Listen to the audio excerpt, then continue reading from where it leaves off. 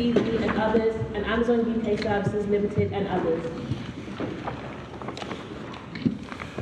Mr. Edinburgh. My Lords. Just before you get on to ground one, can we just go back to Blomqvist for a moment? So you said yesterday that the act of infringement had three composite elements. Firstly, sale of the goods to a person residing in a member state. Secondly, crystallised by entry of the goods into the member state. And thirdly, entry of those goods into the member state by virtue of their acquisition. Is that correct? Well, I would put it very slightly differently, my Lord, if I may. Yeah. The first step was sale. Yeah. The second step was to a person within the EU. Yeah. And then the third step is the crystallisation when it's delivered. You get that from the dispositif in paragraph 3. When it's delivered Yeah. into the member state. And you acknowledge that all those acts have to be done by the trader? My Lord, yes. Yes. So, in this case, the entry or delivery of the goods into the UK was carried out on Amazon's terms and conditions, wasn't it? My Lord, yes, but sorry, to slightly qualify the previous answer, the trader or an agent of the trader. Of the trader, so buyer on behalf of the trader. Yeah. Yes. But the entry in this case was carried out on Amazon's terms and conditions, wasn't it? It would be, yes, my Yes. Lord. There's no point. So if we look at those at page 229, if this is the judgment.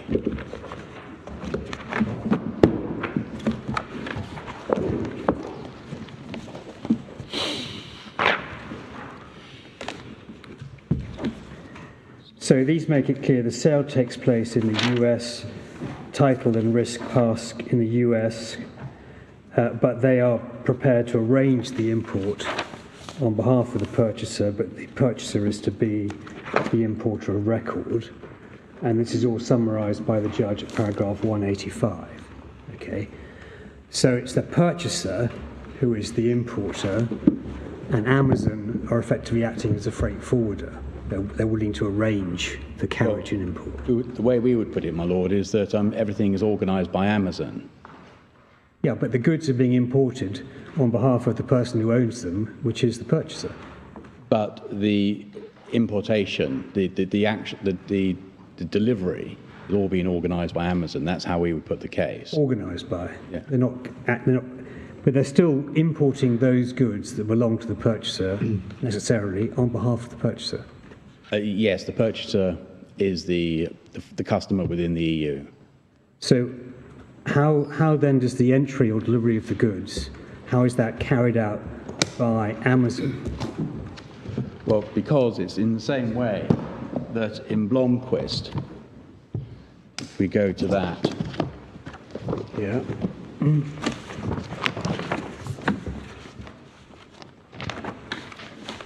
In Blomqvist, the way in which it was all arranged, there seems to be no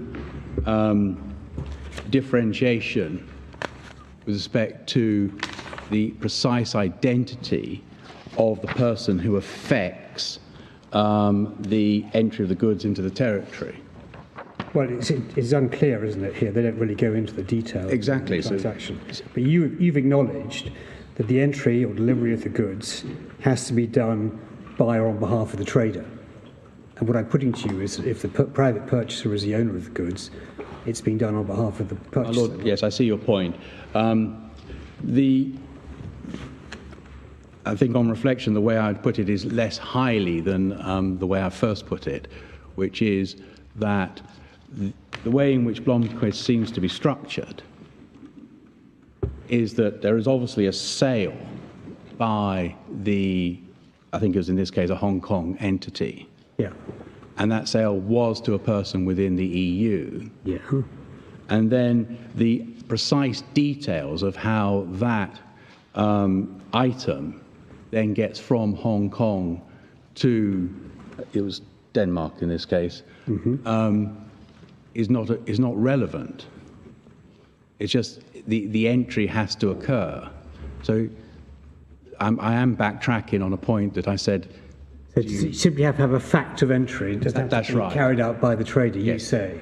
That's the point upon which I'm backtracking, my Lord. Okay. So the third element is a fact. is sorry. what? So what now is the third element then on your approach? The third element is the factual point of entry. Perhaps you could reiterate or tell us now what your position is in relation to what Blomqvist requires then. Just before you do that, I wonder if you could look at page 1054, which is the excerpt from Curley that was Yes. before us yesterday. And at paragraph 16024, it said, tentatively, it may be necessary to determine precisely who is responsible for the alleged importation or export. It may be the owner of the property, or it may be the other principals for whom the shippers are acting. Now, I think your view would be that we don't have to go there, that the European Court is saying, well, however the sale is structured, the arrival of the goods in the EU following a sale is of itself sufficient. My Lord, yes to both parts of your question. And just to make sure I've got it right. Yeah, sorry, it was long. No, it's all right. It's just so I make sure I've understood it, is that this paragraph is, as one of you pointed out yesterday, and I apologize, I can't remember precisely who, but this is under the heading of imports or exports. And so therefore, there is an issue, there's a separate wrong, which I pointed out to you yesterday, under Article 9.3c, if I remember correctly, of the wrong of importation. Mm-hmm. And that is an area into which we do not need to delve because the Court of Appeal expressly decided not to decide that point. And in my submission, this second paragraph under Curley 16023 probably goes to that point about who's precisely responsible for the wrong of importation. But that is how Curley is analysing Blomqvist. Well, yes and no, my Lord, because it also looks at it in paragraph 28075, which is under the heading of liability of internet service providers. And so that deals with the importation point, that if you're looking at the wrong of importation, then the identity of the importer would more than likely be relevant.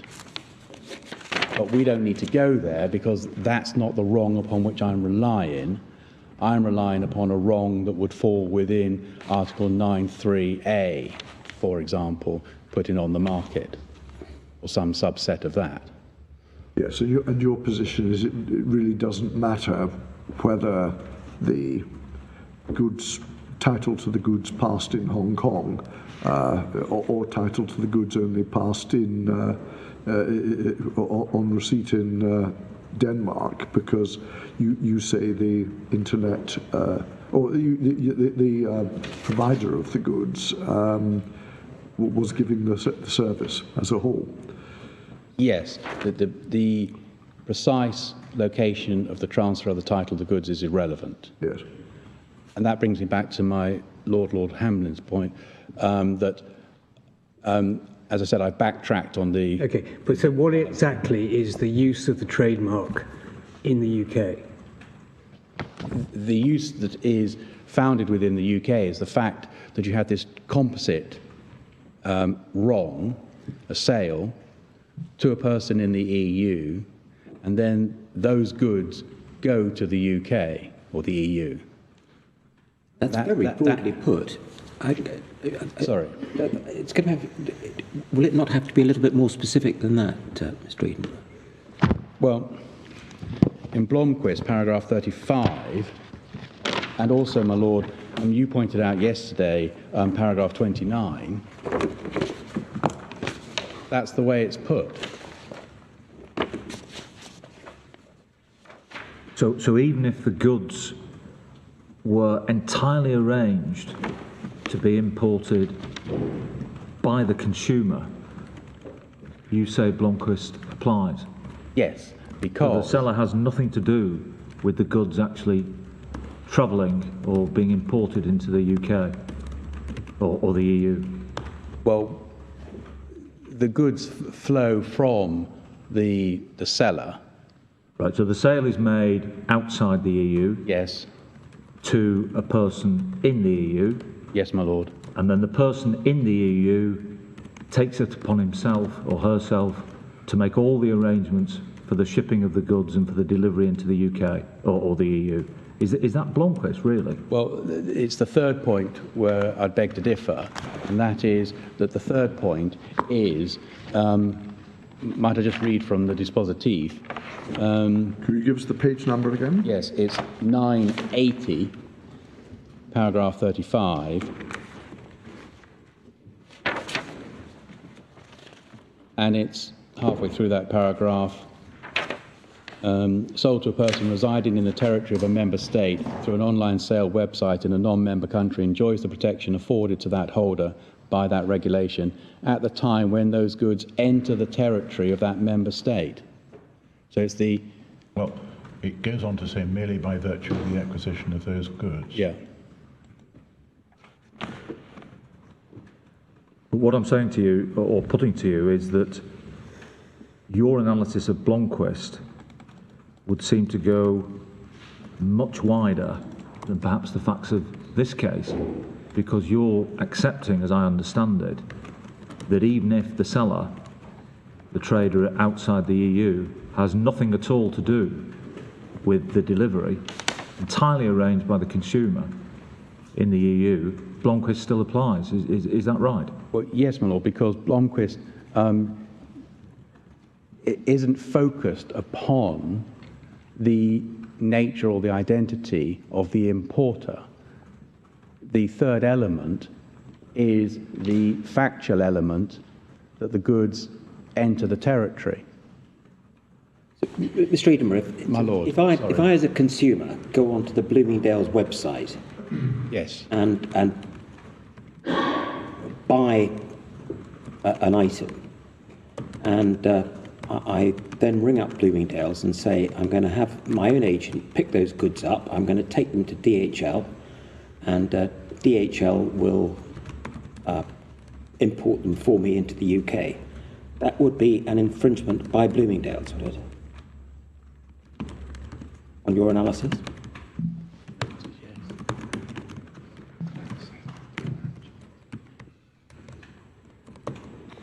Seem rather a broad proposition. If that's Yeah. Yes, I mean, yes. Imagine I had a cousin in Kowloon, and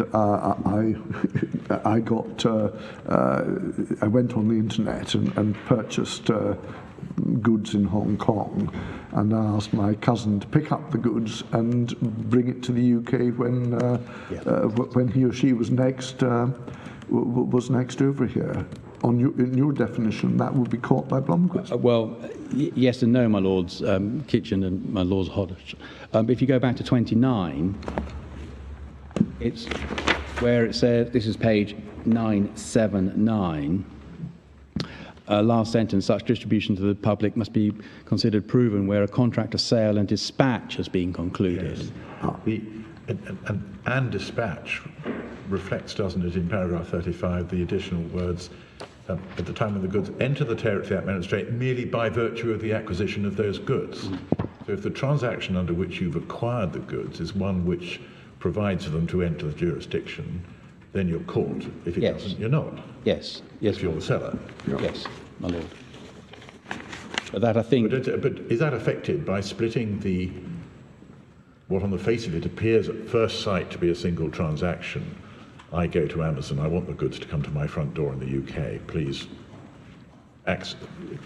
effect that, no problem, that would fall foul of Blomquist. Yes. But if the terms and conditions say actually you're going to be two contracts, one I'm going to sell you title to the goods and you'll have risk at my warehouse door in the US, and two, I'm going to act as your forwarding agent to get them to the UK, does splitting it that way take it out of the sort of Blomquist provision?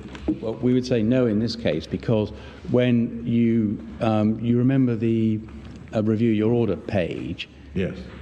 that includes, for example, the delivery charges and what have you. So as I understand it, you're now saying, as I understand it, that in answer to Lord Kitchen and Lord Hodge, that would not be caught by Blomquist because there is nothing in the original sale arrangement, it's not part of the original sale transaction, that there will be anything to do with delivery to the UK or the EU. Whereas, if it is part of the sale arrangement at the time the transaction is made, that there will be delivery to the UK, then that falls within Blomquist. Is that right? Yes, and those are the facts of this case. Okay, Yes. and then we're arguing, was the sale in this case, one whereby there were arrangements for delivery into the UK, or does the fact that it's split between what the seller has to do and what is technically, under the terms, the consumer's responsibility, whether that makes a difference? And we say to that point that that doesn't make a difference, because, I mean, it doesn't deny the fact of entry. Well, your submission doesn't even need to go that far. I mean, it's enough for your purposes to submit that when the customer goes online to Amazon.com, the Amazon.com website is offering a complete service of delivery to the front door of the customer in the UK. Yes, my lord. Of those goods at the time of purchase. Yes, my lord. And then the question becomes, does it make a material difference that there is a splitting of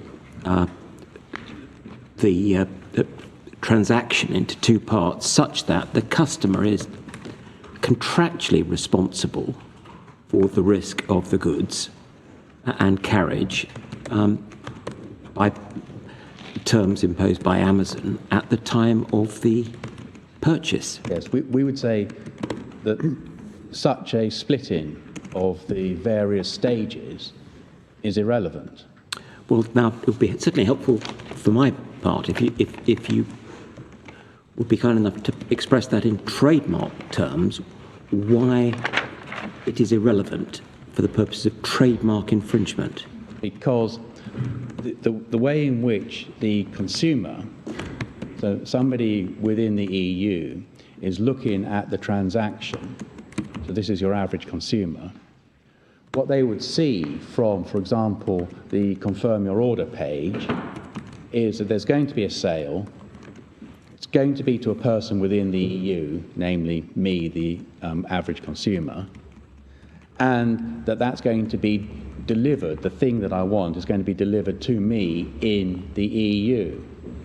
And so that's the perception of the transaction that we're talking about, the alleged wrong in this case that's defined and contained within Blomquist. And so those would amount to use of the trademark upon the goods rooted within the jurisdiction. So it's use of that mark within the jurisdiction, the EU. You're going back to the targeting approach now and looking at the average consumer. Yes and no, my lord. The reason why I say yes and no is because these are much simpler binary questions. Is there a sale? Yes, no. Is it to a person within the EU? Yes, no. And is there going to be delivery to a person within the EU? Yes, no. As opposed to being a more nebulous type of act, which has attracted the jurisprudence relating to targeting, which is, and that more nebulous type of act is a proffering for sale. Well, you would say that the beauty of the confirm the order page is that it records what are the terms of the deal, to use a neutral word, immediately before the buyer commits himself to it by payment, which include both sale, i.e. transfer of ownership or title, and delivery. Yes, my lord. And that's all on one page, because I think you would say it's all really one transaction, even though it may be two contracts. Well, it may be multiple, actually, because there might be sub-carriers, for example. There might be sub-carriers, you know. But From this discussion, it seems to me you're saying we need to read the dispositive at paragraph 35, subject to paragraph 29, so that the entry of the goods into the EU is under a contract of dispatch in which the seller has at least a part. Yes. Yes. Yes, but and therefore, would your third category, you say sale, point 1, to a person in the EU, point 2, and the goods go into the UK, would you have to say under a contract of dispatch with the seller? Well, I wouldn't go so far as to add the last point. They have to go into the EU. Well, but how do you exclude my cousin in Kowloon?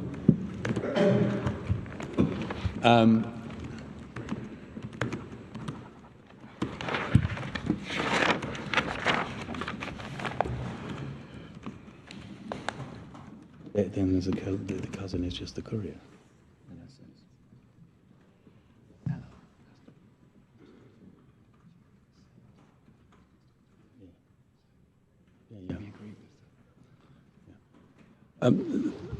My Lord, the way in which, in some senses, the involvement of your cousin is irrelevant is that it's because what you've then done with respect to the transaction that started off in China is that there's a sale to a person in the EU, and that is all going to then be crystallised when those goods come into the UK. So if I get my cousin to pick up a product in Kowloon and he or she brings it, this hypothetical cousin, he or she brings it into the EU, then that's caught by Blomqvist. Well, you see, the seller has to be involved in the transaction, in the delivery point. Well, that's what I was putting to you. Sorry. There had to be a contract of dispatch in which the seller was involved. Yes. So if you sent your cousin there to pick it up on your behalf, then sorry. Let's put it the other way around. Say, for example, your cousin was there and just happened to buy these things, and the seller was completely unaware that your cousin was then going to bring it within the jurisdiction. That wouldn't work. The seller has to be an infringement. Sorry, yes, it wouldn't be an infringement. But the seller has to be involved in the dispatch to the UK. Well, I think that I think is what I was putting to you. Sorry, my lord, my apologies. That you had to add to your third category that the goods come into the UK. Are dispatched into the UK in circumstances in which the seller is involved. Yes, my lord, sorry. So if I go into Bloomingdale's, I buy something, and they say, well, if you want, we could arrange carriage to the UK, and you say, okay, yes, please do that, then that would then be caught. Would it? Because if he was in Bloomingdale's, it wouldn't be a sale to somebody in the EU. Well, no, if I reside in the EU, we're talking about shipment to the EU. Enough if you contract the sale abroad? Well, that's what's happened here. I thought the buyer stayed here. That might not be caught, my lord. Right, because everything Bloomingdale might only be delivering it to you in the store. Yeah. And then it's you bringing the item back into the UK, and you are not acting in the course of trade. But that's exactly what Amazon are doing. They're saying the delivery to the customer takes place in the US, and it's given to the carrier, and you're the importer. But the way in which it's perceived by the average consumer is that the average consumer... Is that relevant on the Blomqvist approach? Well, it's the way in which the transaction looks. You are contracting with Amazon while you're in the EU. Well, supposing you're an EU citizen and you carry out this exercise when you're on a visit to New York, and you as the UK citizen or EU citizen on a holiday in New York, pop into Bloomingdale's, then you go back to your Airbnb apartment and you go on the website and you arrange for delivery from Bloomingdale's to your cousin's property in Ipswich, Yes, yes, where, yes. where you're going to be visiting and can pick it up. Is that an infringement?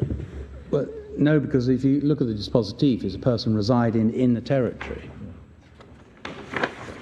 It makes all the difference that you place the order from within the territory as opposed to on holiday Well, see, otherwise, in New York. the point being is that because the consumer's in the EU and there's the delivery to the EU, that's the thing that ties it to the EU. Whereas if you happen to be a citizen of the European Union and you're in any country, and New York, America, and the transactions occurring in New York, then the mere sale to you as a tourist is different. We haven't so far looked at what residing in the territory means in depth, I think, have we? Because in this case, the sale order is made by a person within the UK who doesn't leave the UK. And in the Kowloon, or in the Blomqvist case, the Danish buyer didn't leave Denmark, as far as I know. He didn't go to Kowloon to No. place his order. He was at home. Residing doesn't. Thus far, I've said residing means he's resident. He's in the EU or the relevant territory here, the UK, at the time when he's putting his order in. Yes, my lord. And this doesn't really deal with a case where he's on holiday and buys on the beach in Bali or No. Bloomingdale's. I mean, there may be all sorts of difficult issues that arise if everybody knows he's going to take it back on the next plane to the UK, but that's not the ballpark we're looking at in this case. We're looking simply at a case where, in accordance with Amazon's well-known USP, you never have to leave your house to place your order. You don't even have to go down the road to a shop.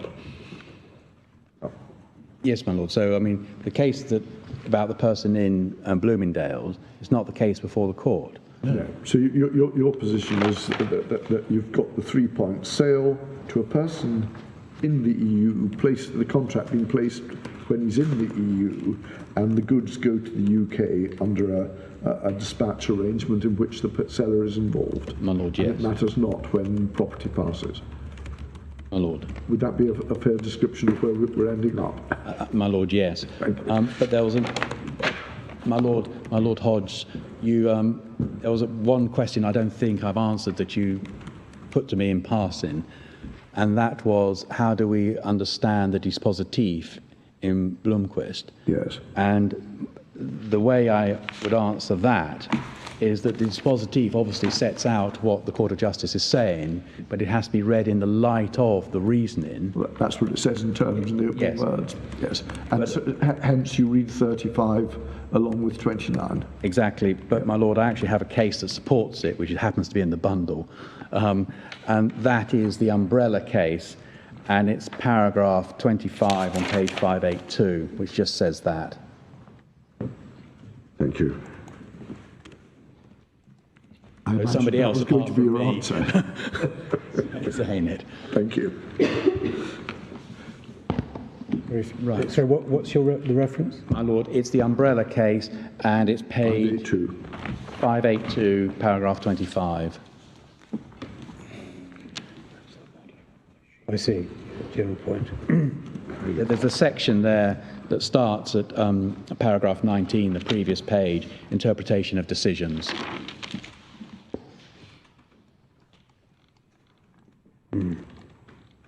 So strictly, yeah.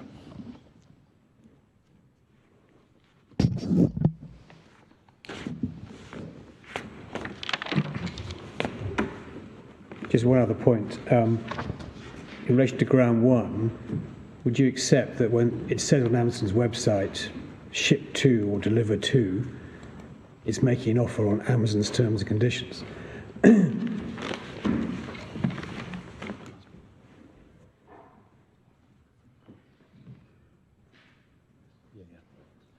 Yes, my lord, from a contractual perspective, absolutely. Yes. But the way in which that is perceived, and clearly the perception of the average But consumer. contractually, that is the position, isn't it? Yes. There must be contracts that regulate these things. Yeah.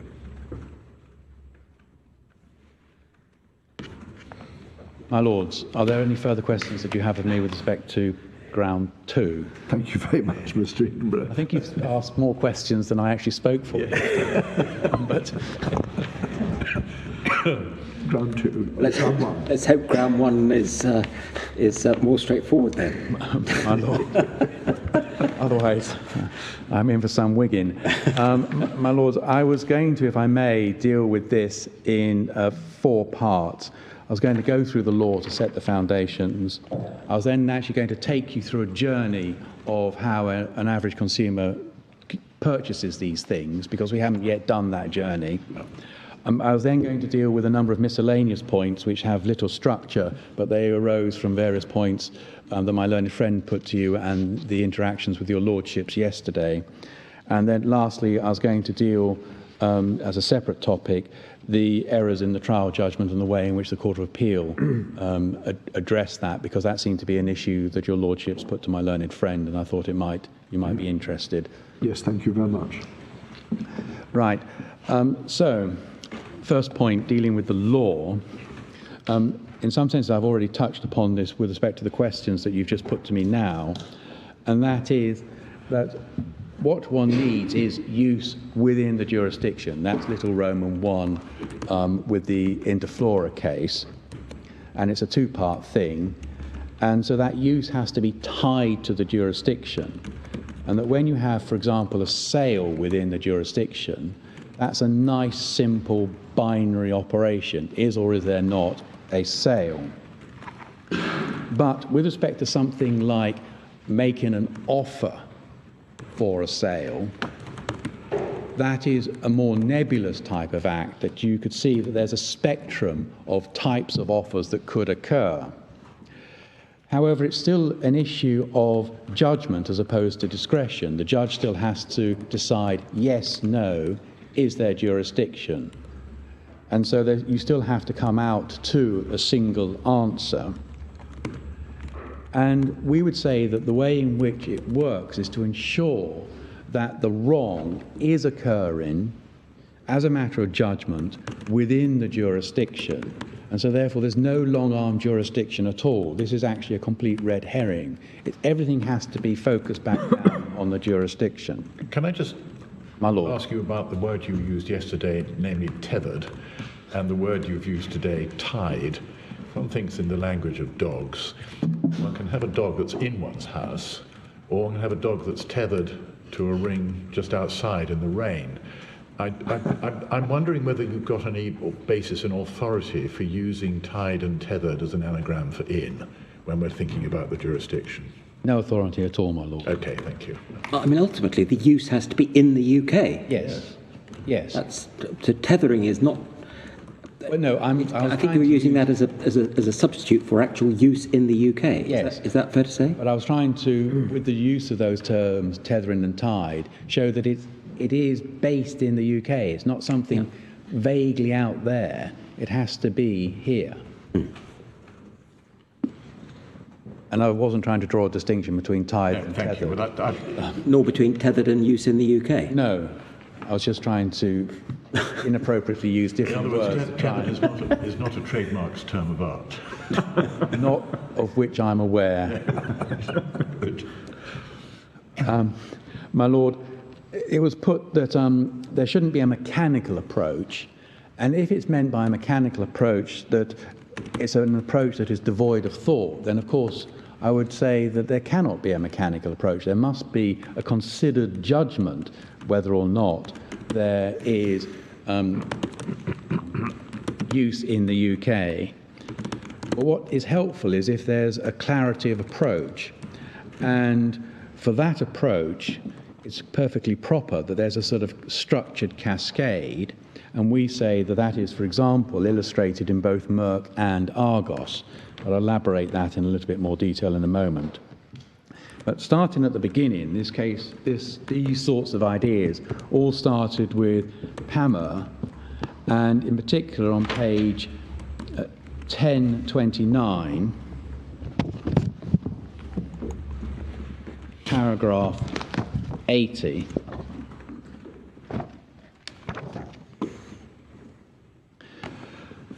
Among the evidence establishing whether an activity is directed to the member state of the consumer's domicile are all clear expressions of the intention to solicit the custom of that state's customers. It continues, clear expressions of such an intention on the part of the trader include mention that it is offering its services or its goods in one or more member states designated by name. And then it continues, the same is true of disbursement of expenditure, and then it carries on 82 and 83, that there may be other types of evidence. But the point that I wish to draw from this, in particular paragraph 81, is that the first named thing is offering its services or its goods in one or more member states designated by name.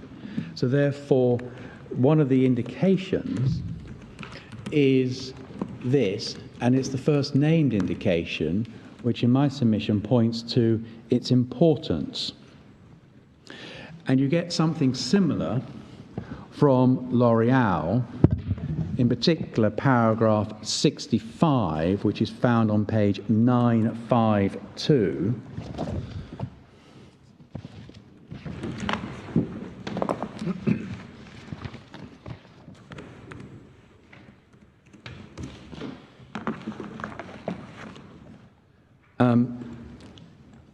And the last sentence of which, of paragraph 65, reads, when the offer for sale is accompanied by details of the geographical areas to which the seller is willing to dispatch the product, that type of detail is of particular importance in the said assessment.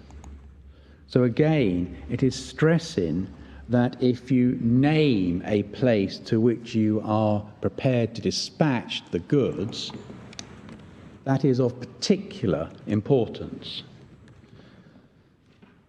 And, my lords, reference was made yesterday to a more recent case, the Lannan case.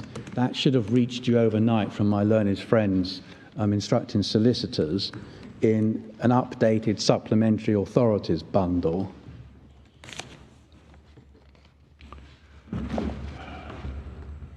And if you've got that, if you start at page 58 of that supplementary bundle, my lords are still... Have we got it? Yes. Have you... I'll just try to find it. Yes. It's not in the bundle, is it? No, it's in the supplementary authorities bundle, my lord. I believe it was sent last night. Yes, it's arrived. It's just got stitching in Unibank. 48 pages. Supplementary Oh, volume. maybe the wrong 61. one. No, it must have come last No, I night. don't think that's reached us. Stichting. That's the BDO case. Yes. But there's a revised one. I'm not Sorry, sure it has arrived. which was sent last night. The reason it was revised, my lords, is because your lordships asked my learned friend about Section 9 of the Trademarks Act. That was included, and also this other case, this very more recent case, Lannan. I don't think it's. I don't think it's arrived. I don't think it's arrived in our bundle. I'm just trying to see if it's registry have sent it to us. We have the transcript from yesterday, but I don't think we had an updated bundle. No. Right, it arrived to me last night. Yes. So I'd rather assume that I'd be lower down on the priority list, if you see what I mean. Apparently not. Sorry, I think it was targeted at you, Mr. Eden. my lord. Shall I just give you the paragraph numbers and read it out, and the page numbers, and then you can look at it when it finally lands in your inbox? It's page 58 of the supplementary bundle, starting at paragraph 39. The reason why this is relevant is because it's to do with whether or not a EU trademark court has jurisdiction under Article 125, subsection 5 of the regulation. And that basically requires that there has to be some sort of use in that country. Otherwise, the court doesn't have jurisdiction. And that is explained in paragraph 39. But for my purposes, I can just refer you to paragraph 42. Thus, where the display of online content is, even if only potentially directed at customers or traders located in the territory of a member state, bearing in mind that details of the geographical areas of supply of the products in question are evidence which is particularly important for the purposes of the aforesaid assessment. So again, it just simply reiterates what was said in L'Oreal, but it was mentioned in passing yesterday, hence I've referred to it now.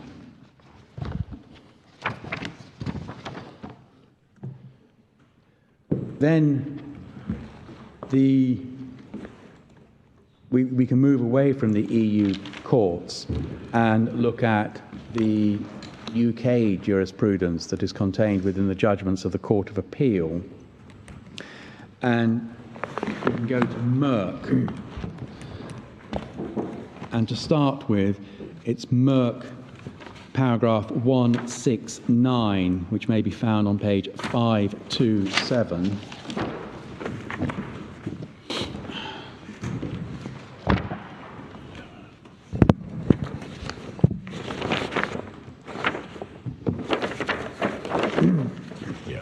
That can't be the right reference.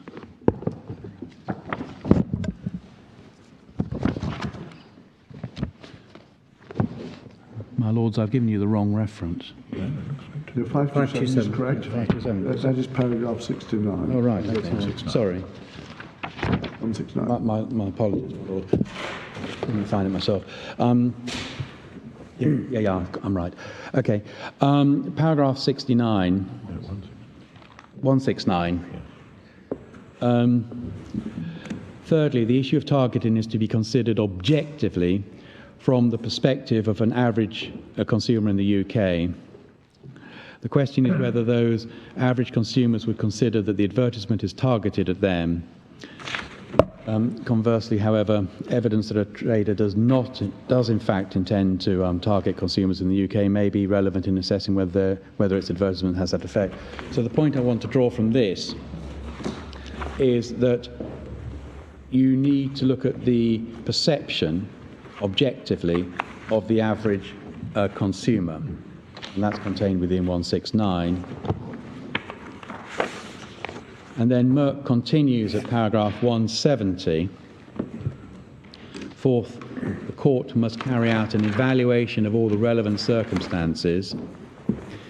These may include any clear expressions of an intention to solicit custom in the UK by, for example, in the case of a website promoting trademark goods, including the UK in a list or map of the geographical areas to which the trader is willing to dispatch its products. So again, that's a reiteration, I would say, of the prominence, of the importance of indicating that you are going to dispatch those goods to a particular place. And that's the language of L'Oreal, isn't it? Yes, my lord. And staying with Merck, in paragraph 165, which is on the previous page, 526, this talks about the topic of subjective intention. And summarizing it, it would be that you should look at things objectively first, but you can look at the subjective intention, but it can't, in essence, override any conclusion that you reach from an objective analysis. What it can do is help in certain circumstances where you're going with respect to the objective analysis. The point made in 165 is one that is familiar to trademark practitioners, namely that if you have a business that is familiar with its market and it is apparent or becomes clear that that business intends, there are persons within it who intend to have a particular effect, then because they have an understanding of the market, it may be a relevant matter to take into account in deciding whether or not they've achieved that intention. Yes, my lord. But it doesn't go further than that, really, does it? No. But I'm raising it because the subjective intention point has been raised. This is the reference in Merck that deals with that point. Yeah. And I mean, it's, as my lord has rightly pointed out, this is a long-standing trademark pedigree, because the ultimate case upon which they rely is the Slazenger case from 1886, which is not in your bundles. But it's a long-standing point that if you're trying to achieve something, if you're an alleged wrongdoer and you're trying to do something which is alleged to be wrong, then the court is going to probably find that you've achieved what you've been trying to do. Simple as that. It's almost a kind of estoppel. You can't really be heard to say that what you sought to achieve, you failed to achieve. In fact, you can in certain circumstances. It's not conclusive. It's not conclusive, but I wouldn't put it as high as estoppel. My lords, we then go to Argos, and we start with paragraph 48 in Argos, which is found on page 306.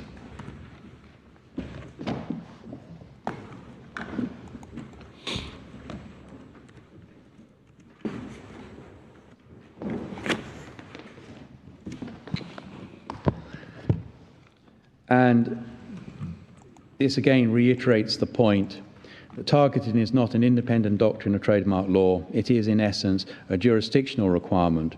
Because trademarks are territorial in effect, those who are doing business exclusively outside the UK should not have their dealings subjected to a trademark law in the UK. So, of course, that just ties everything back to the fact that the use has to be within the UK. And those who are not doing something in the UK should not be troubled by the UK law on trademarks. Argos then carries on at 51 to talk about the subjective intent. And again it says that the subjective intention cannot, however, make a website or page or a part of a page which is plainly, when objectively considered, not intended for the UK into a page which is so intended. This is actually the opposite example from the way in which it was put in Merck. But taking the two together, you can see that, in essence, the subjective point is a secondary point to the objective point. Yes, in making the objective assessment, if there is evidence of subjective intention of targeting, that's relevant to the objective assessment. Yes, yeah. But it can't sort of override No. An objective analysis. No. And that's important. And then in Argos 53, that the long and short of it is, towards the end, there is only one event, if one must call it that, and that is when the customer sees the landing page on the website. The answer to whether that page is targeted at the UK depends on the consumer's reaction to that page. So the relevance of that is that you're looking at individual pages within the context of the website. So you do have to do a granular analysis while bearing in mind where those grains are all placed in the whole. Sorry, forgive my ignorance. The landing page means what? My lord, when you go onto a website, the very first page that you come upon. Yes, so you write into your computer Amazon.com, you get that page. As you'll be coming on to tell us, the pop-up comes up immediately. Yeah, I mean, this was a particular case. In Argos, there was a particular issue with respect to Argos. The UK entity had the website argos.co.uk. Argos, an American entity, had the website argos.com. And it had configured the landing page for UK residents to display UK adverts. And so that was, if you were coming from the UK, the first thing that you saw on argos.com was this landing page which was configured for you. And that's why it's named in this terminology. You weren't looking at the whole of the .com site. One mustn't take that too far in paragraph 53, must one? Because if going further into the website, when you first arrive at the place where the mark is used, it's on a page which makes it absolutely clear that it's not targeted at the UK. That may displace what you get from the landing page.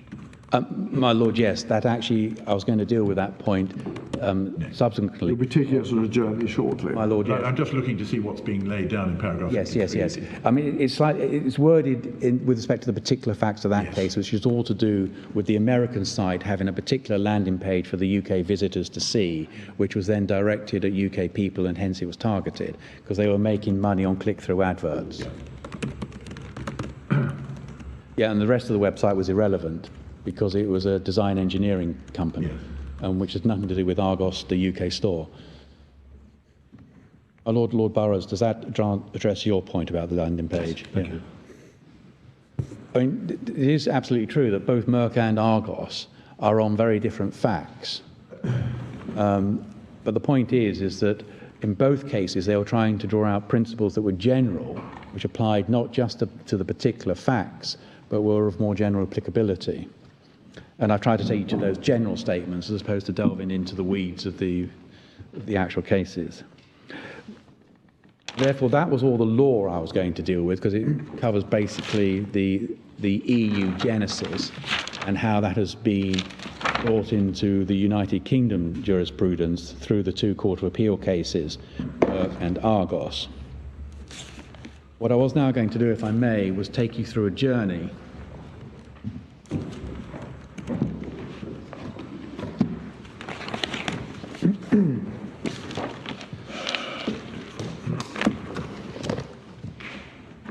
and this relates to one of the business models, the exports retail business model, and this starts on page 1244. Mr. Eden, may we take it that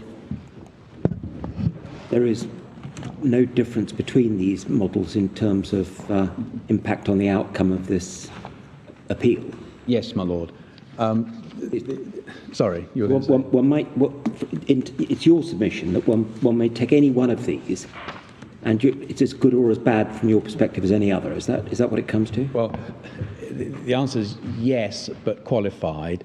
And the reason why it's qualified is because two of these exhibits, which illustrate two of the models, were constructed after the various restrictions were put in place, and so they're artificial. That's why you see different trademarks turning up as opposed to the Beverly Hills Polo Club. And so those are fuller in the sense that the solicitor, from my learned friends instructing solicitors, diligently captured every page, if you see what I mean. Whereas the earlier purchases upon which the particulars of claim were predicated didn't capture every page.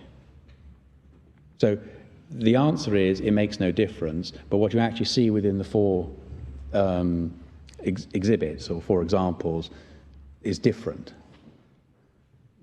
Two of them are not as full as the other two. But there's a further point there, and that is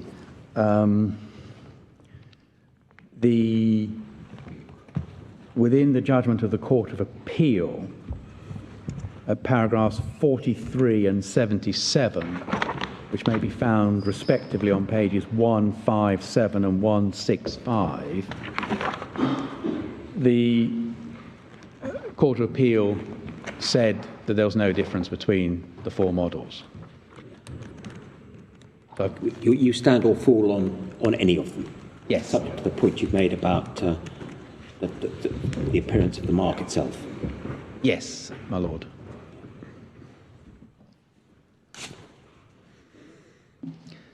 The first point to note is that... Is that incidentally partly because the model, or the particular model being used, isn't particularly visible to the average consumer? No, it's because when the case was originally initiated, Yes. my instructing solicitors made a number of purchases, as is the fairly typical way in which you do a trademark matter. As it happens, those purchases only fell through two different routes. At that stage, we did not know there were 4 business models. Yeah.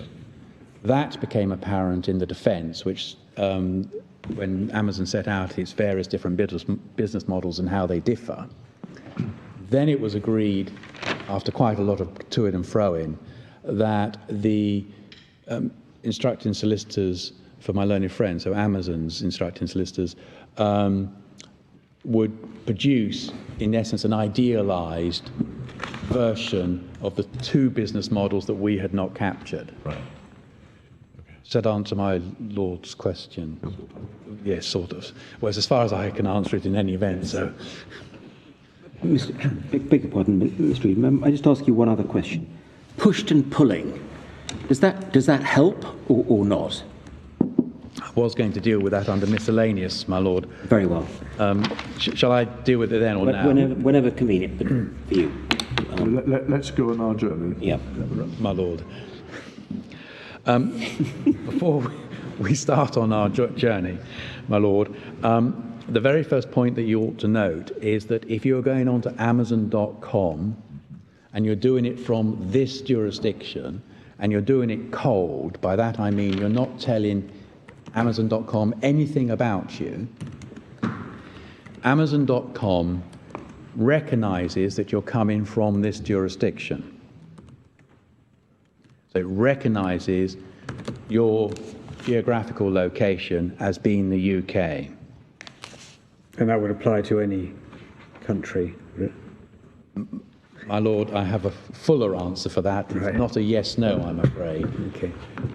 And Amazon.com knows that because of the place where your own internet contract is hosted or something like that. I'm not using the right language, I'm sure. But they must get it from where the incoming sort of internet signal is coming from, mustn't they? That must be right, my Lord, because assuming you're not using any virtual buffer, it will detect your IP address. Yeah. Okay. But that's not in evidence, my Lord. No. What- I'm just trying to work out how it knows. No, where I'm exactly. coming from. I assumed it was that they would detect your IP address and then an algorithm would say deliver to the UK. Yes, my Lord. Support for that comes from paragraph 13 of Tripathi, which is one of Amazon's witnesses. He was a technical person who explained all these things. And that, for your note, is on page 1291. Now, to come back to a point that my Lord Hamlin made, because that answers the UK part, but there is no evidence before your lordships that if you were to do the same thing from France, it would detect that you came from France. And you can gather that from paragraph 17 of Tripathi, because he limits his answer, so to speak, in his evidence to what happens to a visitor from the UK. He does not then say, and something similar happens everywhere else. So what we have, it may do that, but we don't know that for sure.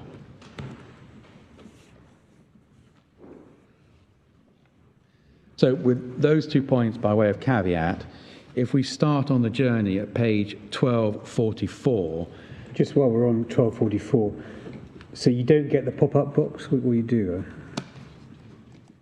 And because on the copy you have exhibited to your case has a pop-up box yeah, landing page. it does come up, but it's sort of if you hover over it, you'll get it. But it also comes. Sorry, it's automatic. I think it's automatic. I have used Amazon.com in the past. Right. I thought it was automatic. That Right. when you go onto the landing page, what you see 3 pages later, I think in 1246, pops up actually immediately. pops up and then it disappears probably. I can't remember. But anyway, the point is, it does pop up, but this page doesn't capture it. No, I know. But the next 2 pages on I know, does but capture this is it. the first page, so it's quite important to know if it Yeah. pops up. on that page? Yeah. I think the answer is yes. So we should be starting with 1246. Is that right? I think the answer is 1244 is the landing page, Yes. but Yes. in reality, as soon as you land, where it says Deliver United Kingdom, the box that you see 2 pages later appears. As on page 144. As on page 144. There is, actually, if you look at page 1205, oh no, it's not there. Sorry, I thought it was there. Sorry. Well, if you look at your written case at page 144, you have the same as 1244, That's right. with the box a pound. Exactly so, my lord. Yes, and so 144 is the consumer's experience on landing. Yes. Yes.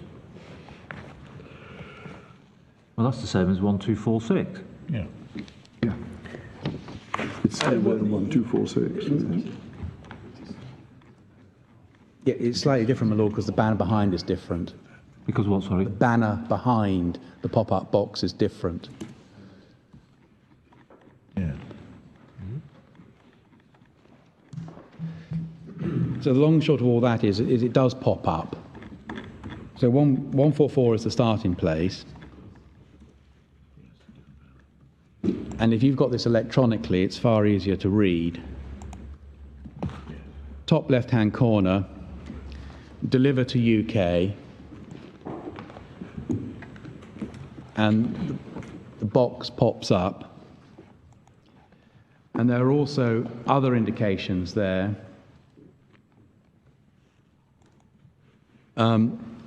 In the blue box, welcome to Amazon.com, we ship around the world. That we would say is actually just a general type of more nebulous statement.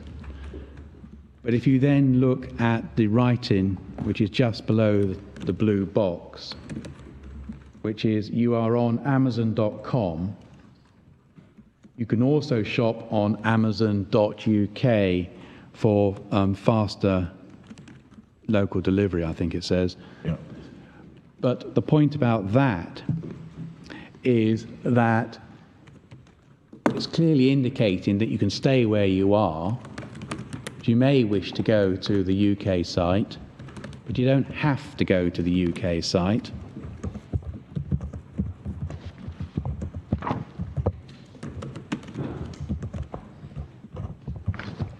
And then on page 1246,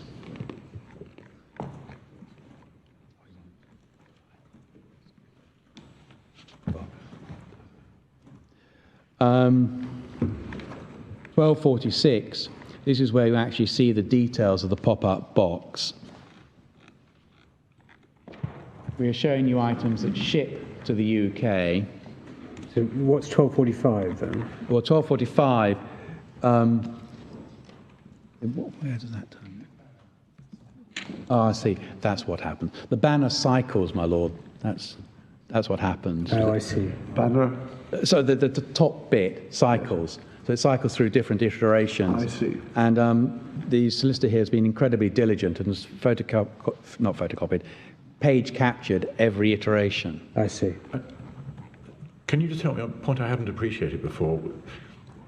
The pop-up box says we're showing you items that ship to the United Kingdom. And that suggests to me that the clever software behind all this doesn't just throw up a deliver to UK label and the pop-up box, but it trims everything that you look at thereafter so as to exclude anything that is not shipped to the UK. Well, the answer to that is very nearly almost. I have to put that qualification in because I'll show you in a minute there is a qualification. But basically the answer is yes, it does trim that which it is showing you thereafter to those things that may expressly go to the UK.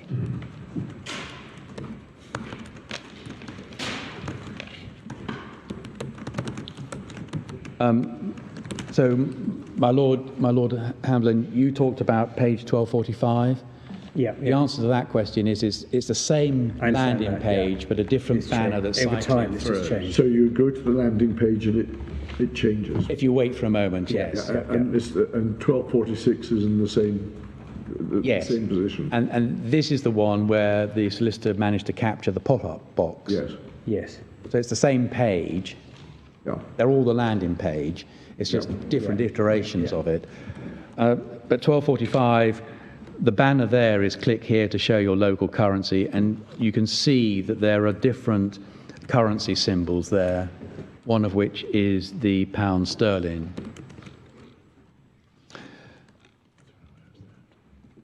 You're at page 1245, my lord. Yes. Top, very top of it, the top banner, Click here to shop in Under your the- local currency. your local currency. Yeah. Bottom right-hand corner, the pound sign.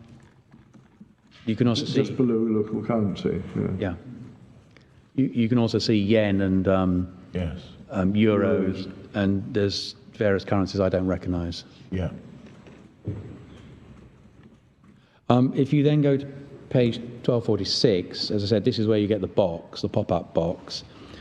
But the next point I'd like to make on it is that you can see you have two potential answers. If you want to do something, you can click on the first one, which says "Don't change," or the second one says "Change address." But what in my submission is interesting here is that to a person in the UK, you read left to right, and so therefore the first thing that is presented to you is "Don't change," which in my submission supports the point made earlier that you can stay here, you're perfectly welcome to stay here. You may wish to change, but you don't have to change. It's not forcing any change upon you.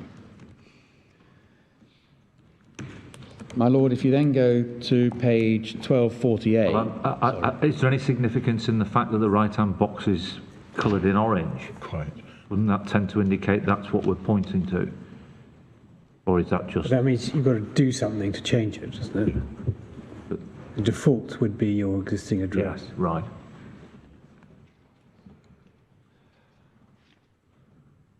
My lord, then on page 1248, this deals with my Lord Briggs' point.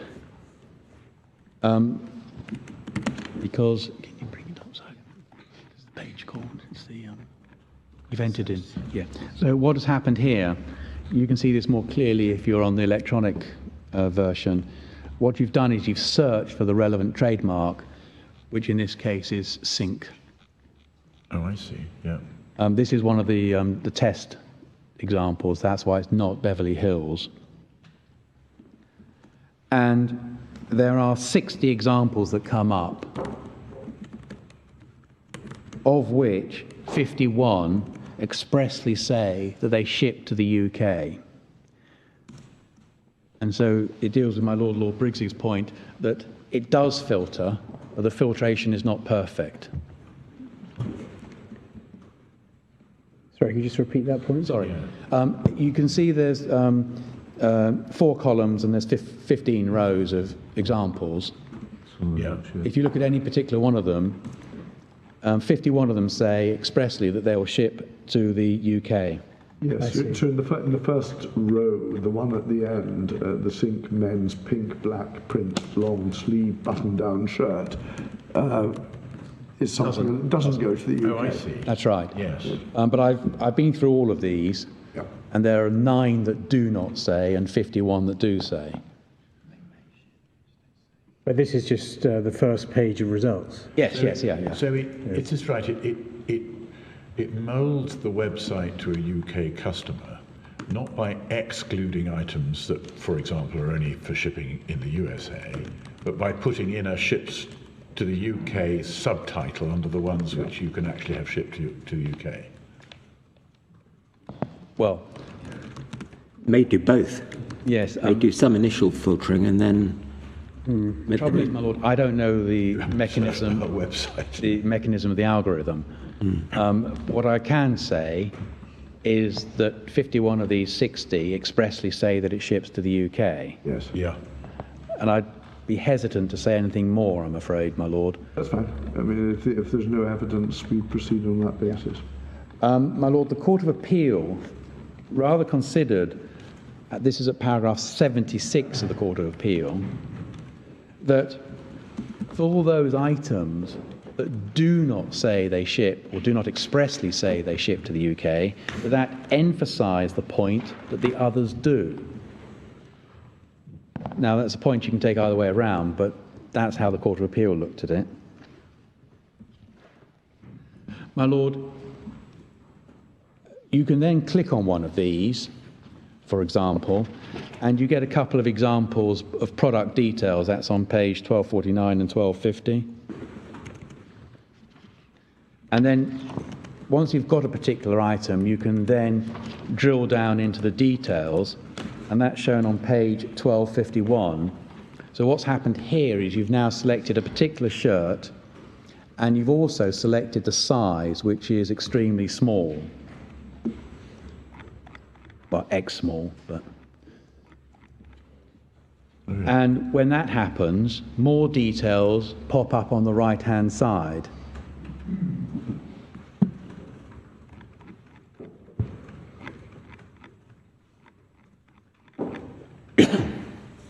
Ships to the UK, delivered to the UK. It also indicates that in this particular case there's only one left, and then parenthetically more on the way. Which all supports the proposition that this is trying to offer you something. And at this stage, there's no indication of the shipping costs or any importation costs. Shipping costs, yes. Sorry, importation costs.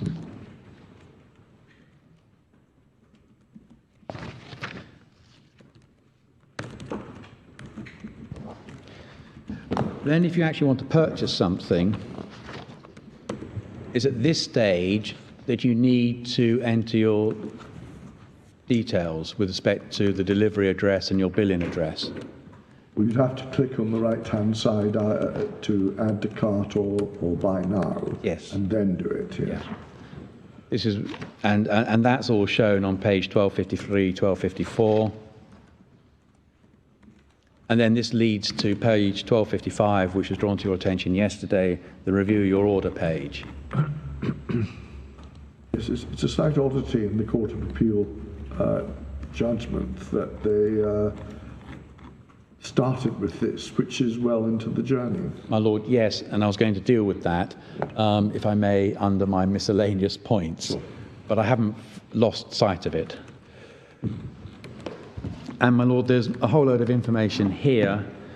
In particular, this is the one that gives you the delivery timescale. So which page are you on now? 1255. Yeah, yeah.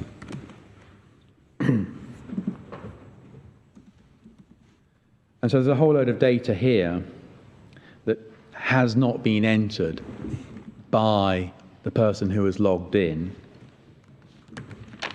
And you can see that the normal delivery would be on the 21st of February, but you could get an expedited delivery on the 14th of February. And this was actually placed on the 11th of February. So that would be a 3-day delivery window. I wasn't going to take you to all the references on how you prove that it was placed on the 7th, but can I just give you the 11th, sorry. It's all explained in detail in Lifestyle Equities written case in paragraph 82.5, footnote 27, which may be found on page 124. You have to look at bits of the headers and so forth. It's just an exercise. Anyway, right. So can I get the paragraph reference again? It's of the Lifestyle Equities written case, paragraph 85.2, page 124. And it's footnote 27, which goes over the page.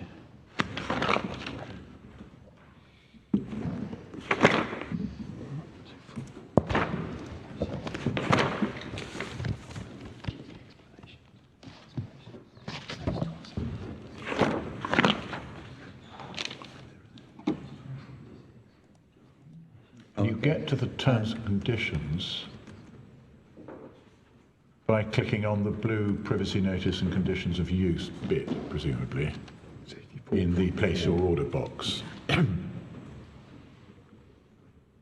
Otherwise, you're just taking to accept them. Yes, the top right-hand corner, my lord. Yes. Yes. Yeah.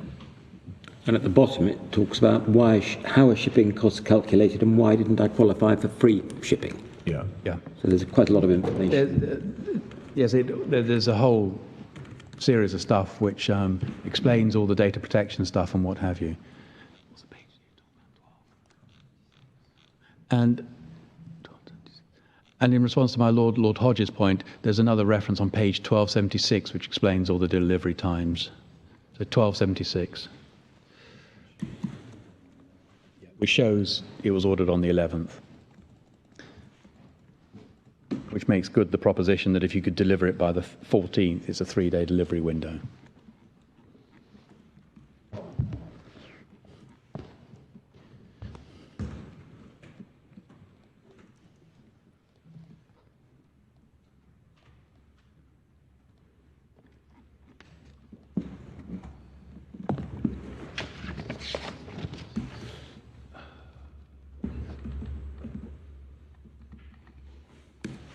And with those delivery times and charges, one rather suspects that it was already available in a UK Amazon warehouse and didn't have to be flown across the Atlantic. May not matter.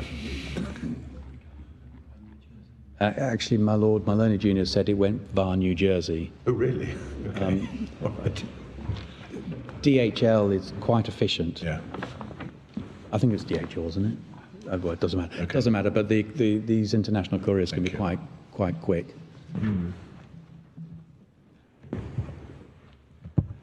My Lord, I was going to come back with a point that my Lord Hodge made, which was about the Court of Appeal starting on that page as opposed to the way in which I've taken you through it. There are 2 paragraphs in the Court of Appeal, which are paragraphs 67 and 74, which are on pages 164 and 165 respectively.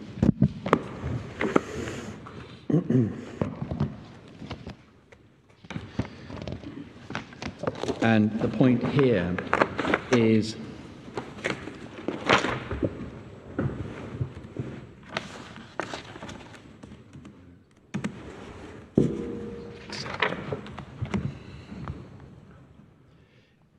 in 67, in considering those contentions, it is convenient to start near the end of the consumer's journey while keeping firmly in mind the context provided by the preceding pages.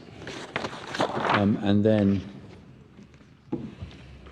it says something very similar in 74.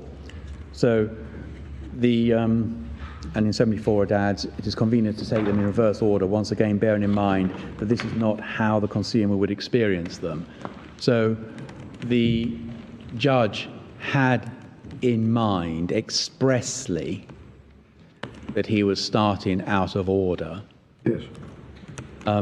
My submission, it is unlikely that he thereby became befuddled with respect to his analysis, given that you're only looking at a dozen pages or so in any event. And it is likely that the reason he did this is because he was dealing with examples that were so clear-cut, he just thought that was appropriate to start there. And you can see that again in 74. This is where he starts his analysis. I consider it plain that the offer for sale made in the review your order page was targeted at the UK. So he was starting with an item, with an example that he thought was unambiguously, plainly targeted. And then he works, so to speak, in reverse chronological order, and you can see that in the way he analyzes it in paragraph 75, 76, 77. There's nothing turning, is there, on whether this is an offer for sale or advertisement? Well, we would say no, but that might not be Amazon's position. And I say this because, with respect to things that are exactly the same that are turn up on the .co.uk site, Amazon shortly before trial admitted liability for advertisements, but did not admit liability for offering for sale. So from our position, we would say there is no difference. These are advertisements and offers for sale. But it would appear that Amazon have a different position on that.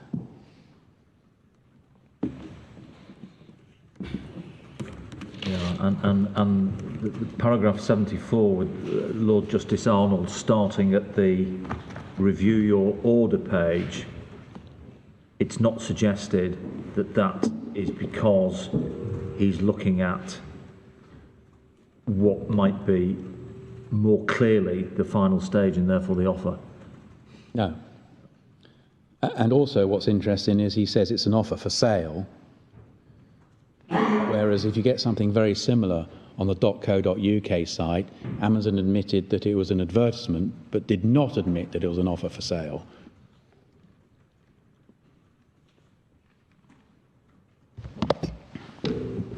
Are you inviting us to approach it stage by stage on the consumer's journey? I imagine that's what you're taking us. My Lord Hodge, yes. And the landing page, you say, is of significance, as well as and the stages that you get to review your order. You say the whole picture is one of targeting. Yes, my Lord. I mean, the way in which it was put in the Court of Appeal at paragraph 76 is that he thought the original landing page was more marginal. Oh, sorry, that's a search result page. Sorry, my Lord. All right, okay, so that's the point. Sorry, yes. Isn't that the same thing? Sorry, my Lord. Isn't that the landing page as well, the search results page? No, my Lord. I see it. Can we identify what the judge is referring to when he calls it the search results page? Yeah. Just to be absolutely clear, the landing page is, could you give us a page reference yes. for that? Landing page is 1244. Yeah.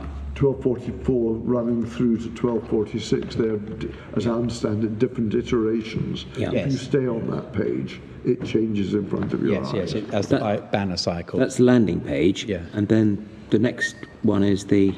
Search page, you get 1248. Yeah. Yeah. And then you go through various versions of that in the sense that you can click down onto Yeah. items. But irrespective of whether any of these are targeted, there must obviously be trademark use as well Yes. for it to be an infringement. So there must be, I mean, the assumption would be that the Beverly Hills mark had these sites not been, Yes, exactly, my Lord. would have appeared on the search page, but not the landing page, presumably. Yes, it doesn't appear on the landing page because at that stage You haven't entered what you're looking for. completely general. Yeah. But it might do, but that would be a pure fluke. Well, yes, sorry, my Lord, that's absolutely right. I mean, it could turn up, but it would be a fluke because you can see that there are various products on the landing page.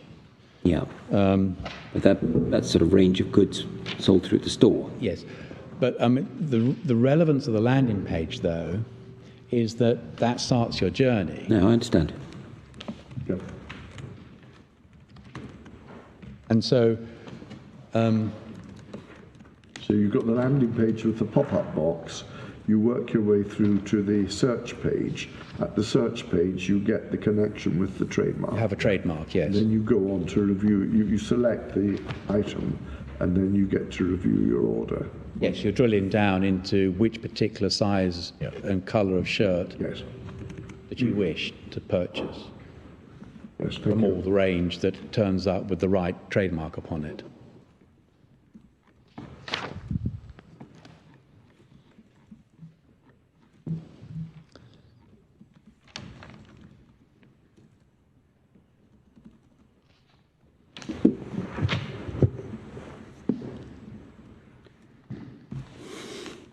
My Lords, I'm going through this slower than I had anticipated. I've got a number of miscellaneous points, one of which is the push-pull point, which I was asked about. Shall I deal with these as quickly as I can, or? Please do. I mean, you obviously know what the timescale is, so we'll leave that to you. My Lord. You're now on to miscellaneous. Yes, my Lord. Well, having done the journal, presumably your submission is that that reveals the targeting.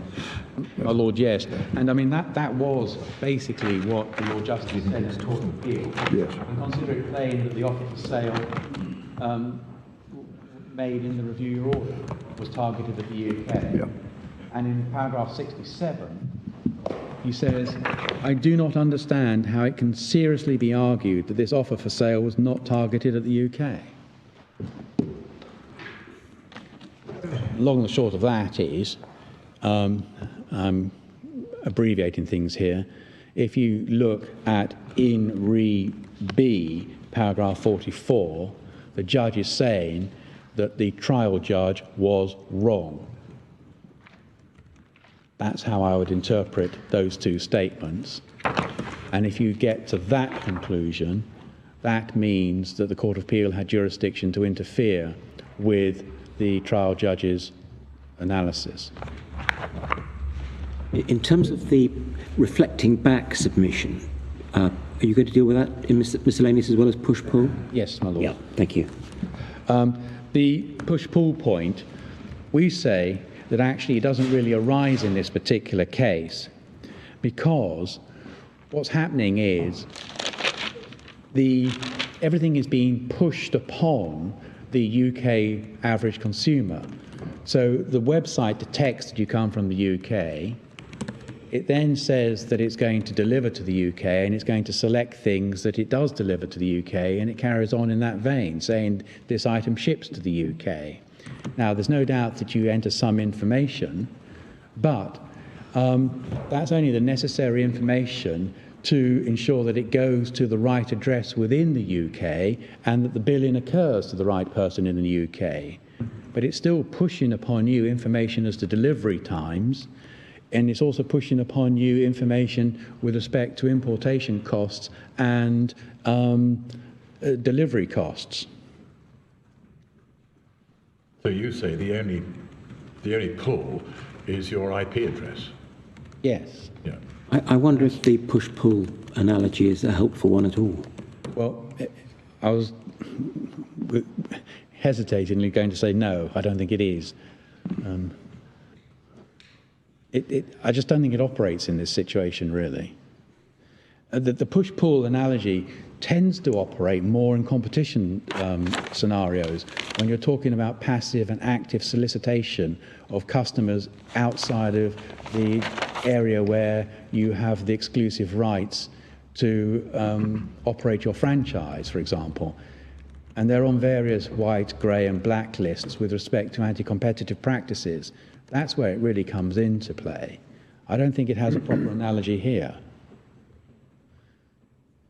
Can I move on, my Lord? Thank you. But that also deals with the moulding point, because the push-pull point dovetails into and merges into the moulding point, as that the further you go in, you're sucked further in, and the website is responding and slightly changing to what's happening. For example, it now knows that it's going to deliver to a place in London as opposed to just a place in the UK.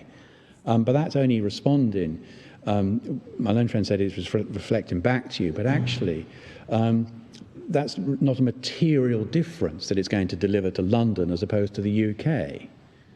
And in any way, that's necessary information to ensure the consummation of the dispatch.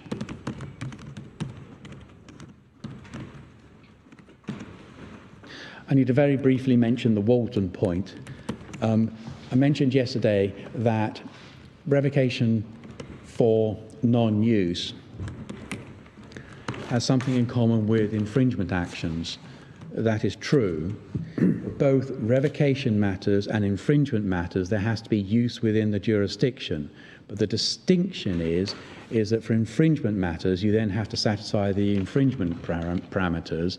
For non-use cases, you have to satisfy whether or not the use was genuine. The reason why this is relevant is because when you're looking at numbers may not be very particularly relevant to determine whether or not there's a use within a jurisdiction, but the absolute numbers might be very relevant when you're looking at whether or not that use is genuine or not. And that's why sometimes in the non-use cases, Walton in particular, you're looking at numbers because you're trying to see whether the use, which has been proved to be in the UK or in the relevant jurisdiction, is genuine or not.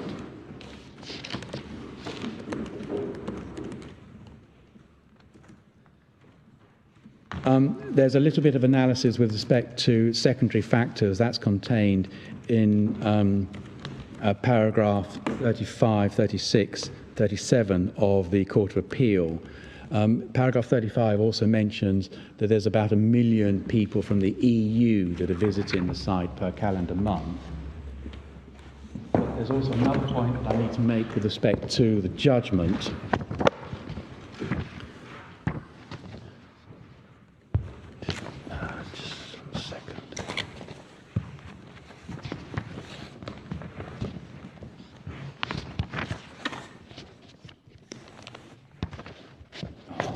Sorry, just let me. Where is it?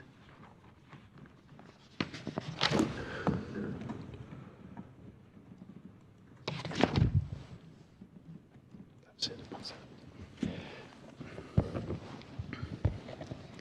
In the judgment, paragraph 170, which is on page 226. This is where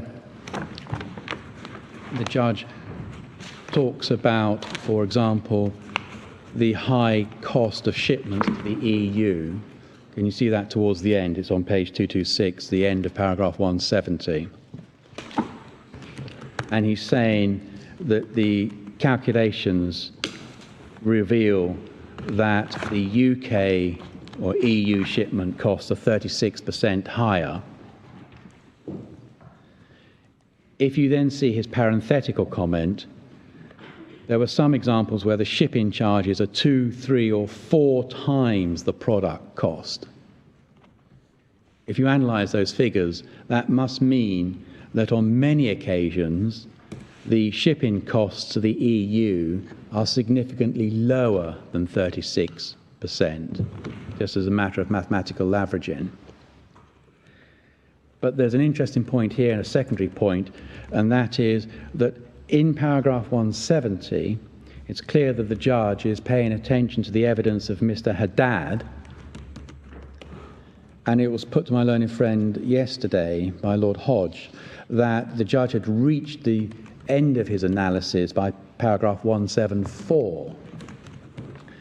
Well, it's clear that the evidence that's contained in paragraph 170 fed into his thought processes in paragraph 171, and so therefore there is some evidence that he took into account Mr. Haddad's evidence. That's buttressed by the fact that in paragraph 176 he thought that Mr. Haddad's evidence was very revealing, and he only finishes his analysis of the issue of targeting at about 178.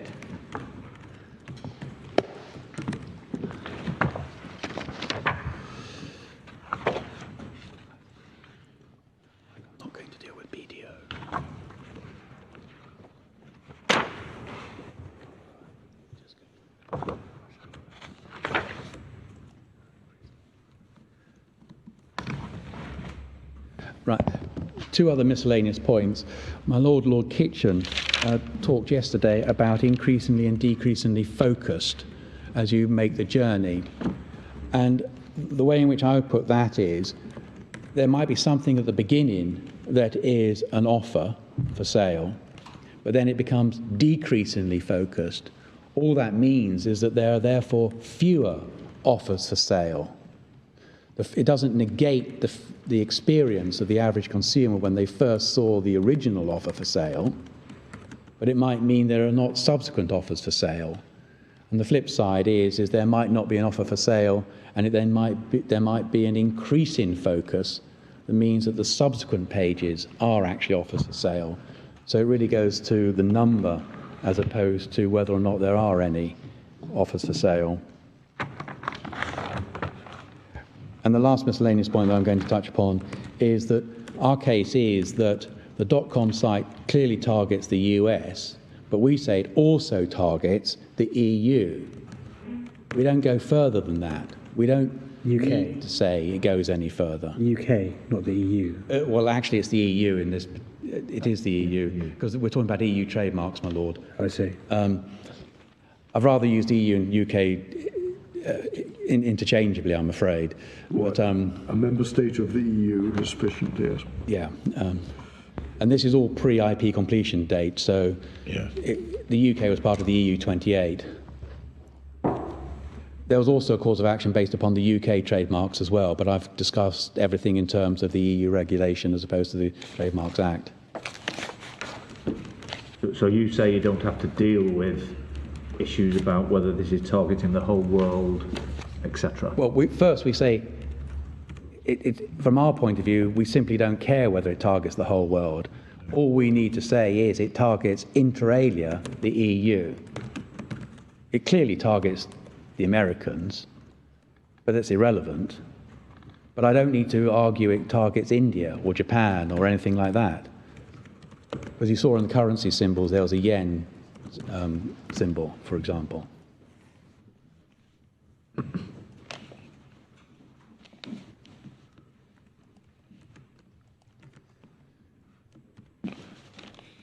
Briefly dealing with the errors. The first point is, I've already mentioned, that if the decision is wrong, as explained in paragraph 44 of In Re B, and that's on page 342, Court of Appeal has jurisdiction to interfere. Which paragraph of In Re B? 44. 44, thank Lord. you. And also in the Greater Manchester case, paragraph 64 on page 699, if you have errors of logic or other things like that, you can interfere.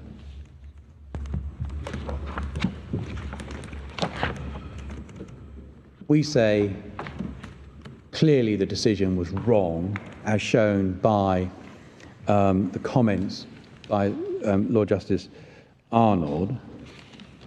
But what's also important is that the other two Lord Justices in the Court of Appeal did not give any qualification to Lord Justice Arnold's decision.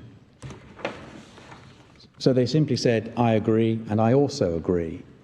But does this depend upon minute analysis of just how wrong the Court of Appeal thought it was, or do we form our own view about how wrong it was? Going to come to that point, my Lord. But may I lay one other foundation stone before I answer directly your question? And that is, this has gone backwards and forwards quite a bit. Obviously, the Court of Appeal said that the trial judge was wrong and gave a number of reasons.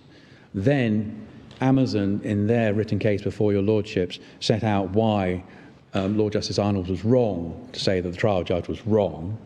And then in our written case, we say why Amazon is wrong to say their thing.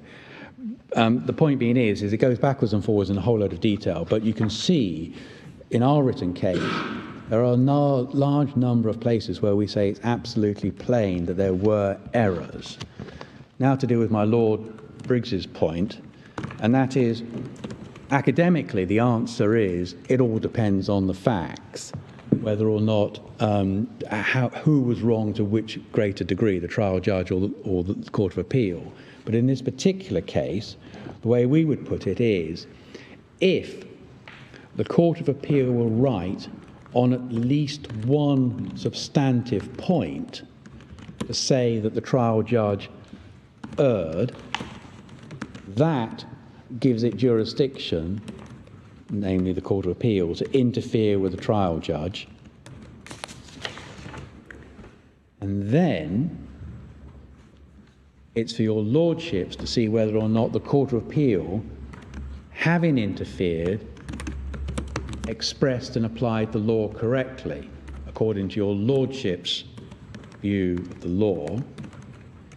If your lordships reach the view that the Court of Appeal, having rightly interfered, did express the law and apply it correctly, then your lordship should not revisit the matter. You should let the Court of Appeal stand. If you consider that the Lord Justice, having rightly interfered, however, either got the law wrong or applied it incorrectly, then in my submission it's for your lordships to review that which the Court of Appeal did and replace his reasoning with your reasoning.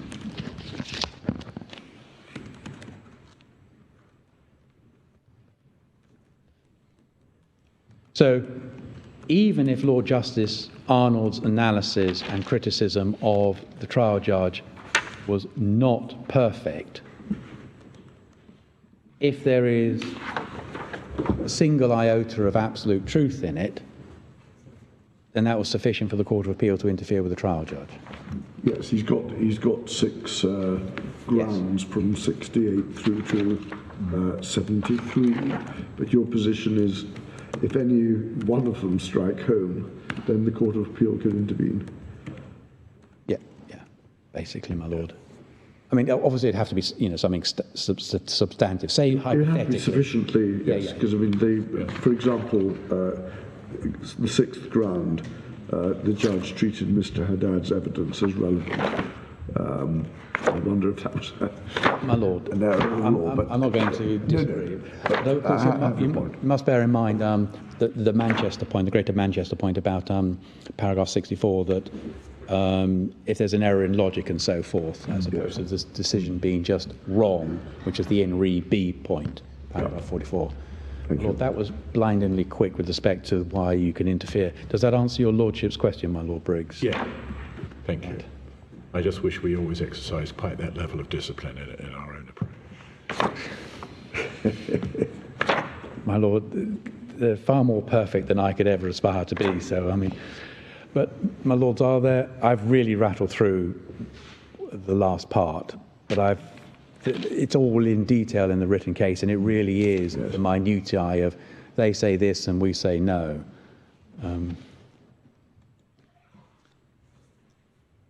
You don't have a further half-hour questions on my ground one, No. He says, hopefully. No. Thank you very much. My Lords.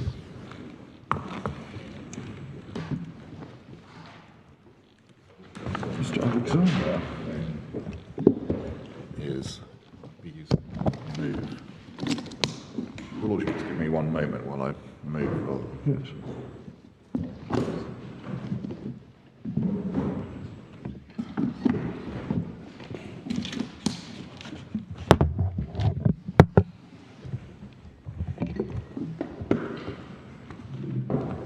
Can I deal first of all with targeting and then the Blomqvist point? Just a few points on this. First, just in relation to Lennon, which was quoted. I know your Lordships don't have that. We have it now. Oh, you have it now.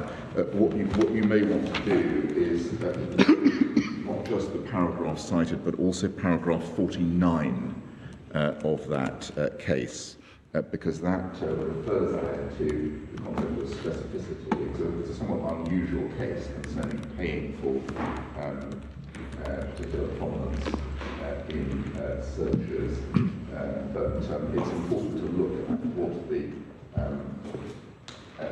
Court of Justice did overall in reaching their conclusion on that particular set of facts.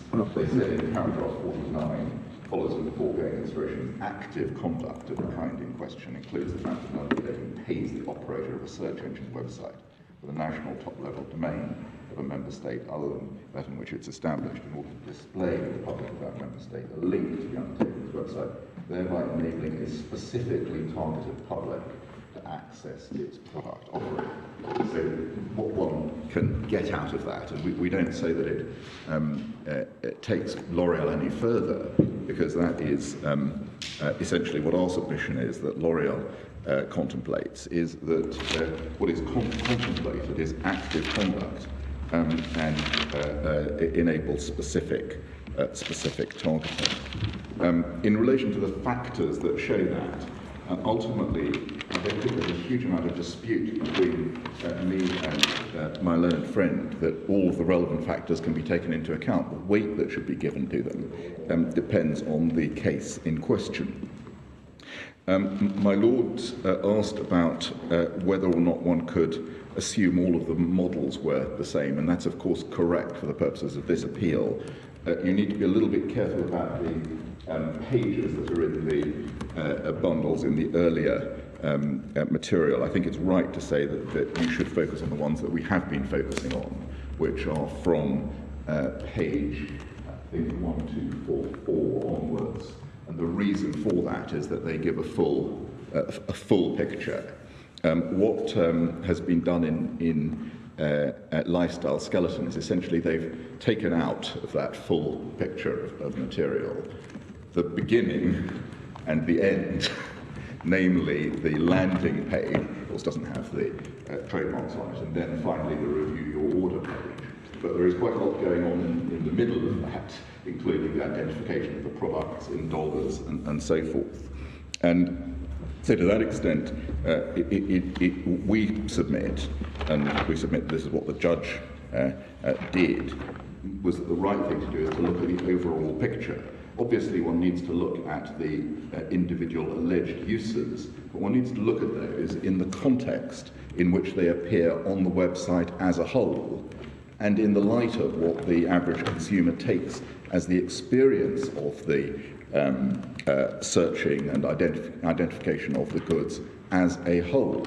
What you can't do is simply isolate particular pages and say, well, because of those in isolation, one might say that they've got material that is focused on the particular customer in question in the United Kingdom. That means that there is targeting in the United Kingdom.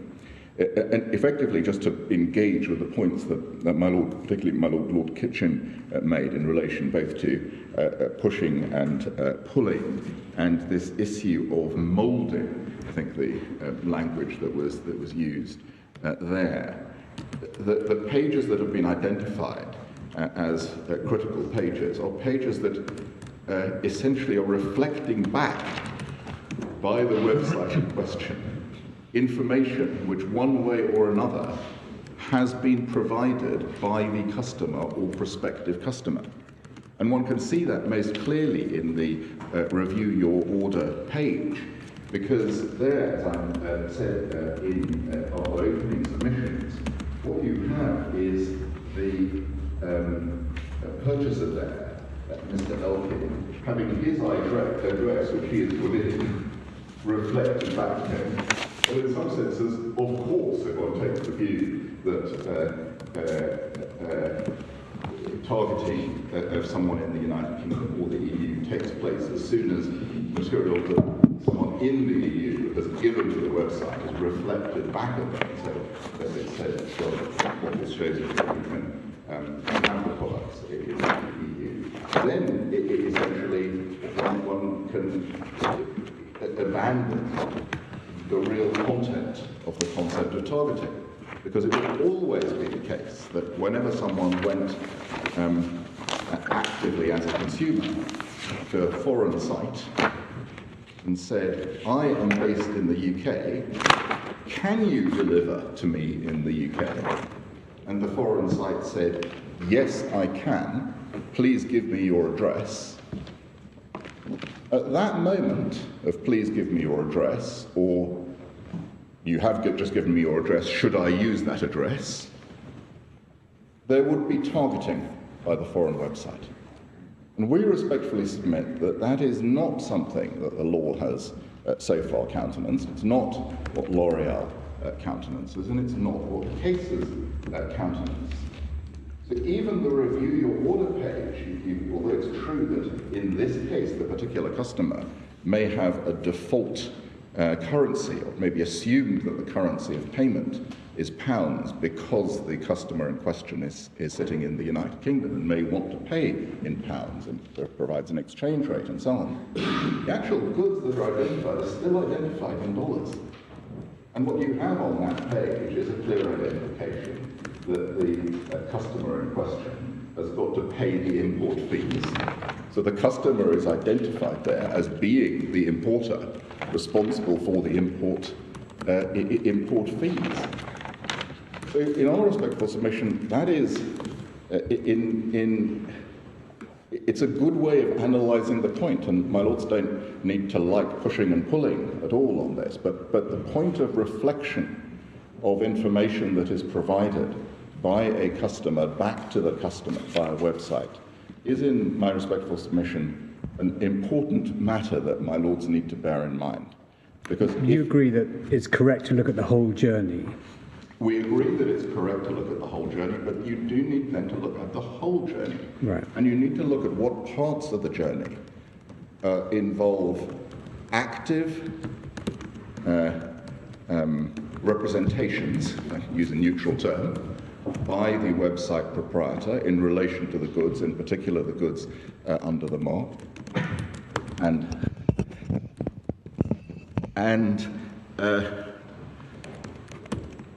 situations of which there may be a range where what the website is doing is reflecting back to the consumer information that has been given to the website, either expressly by the consumer saying, this is my address in London, or in a sense implicitly by the consumer saying, this is my IP address, and the website detecting from that IP address that the consumer is likely to be based in the United Kingdom or the EU. So what you need to do if you're looking at a journey is look at the journey, but also look at the parts of that journey that involve the foreign website taking the information from the consumer rather than giving to the consumer material from the website.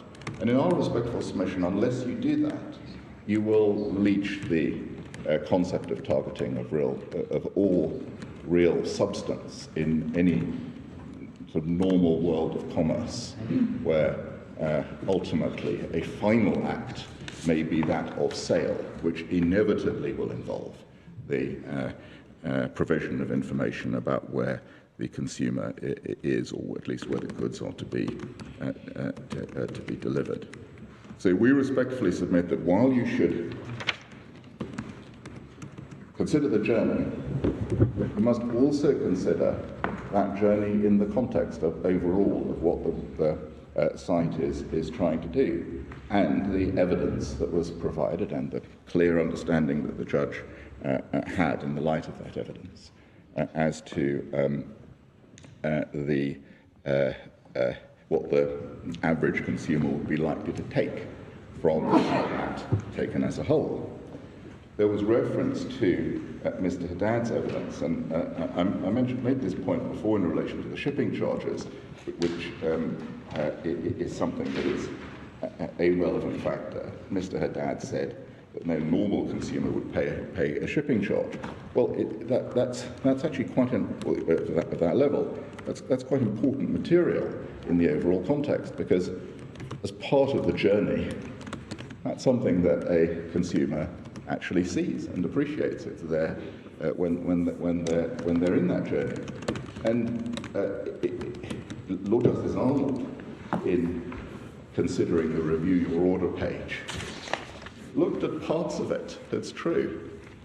But he didn't look at the whole of it. He didn't take the whole of it on board, including the significance of the shipping charge to a consumer, the significance of the fact that the actual product as identified is still identified as, in some sense, as a foreign product, and the significance of the fact that the material that he thought was constituting targeting was material provided by the customer to the website, rather than by the website to the customer.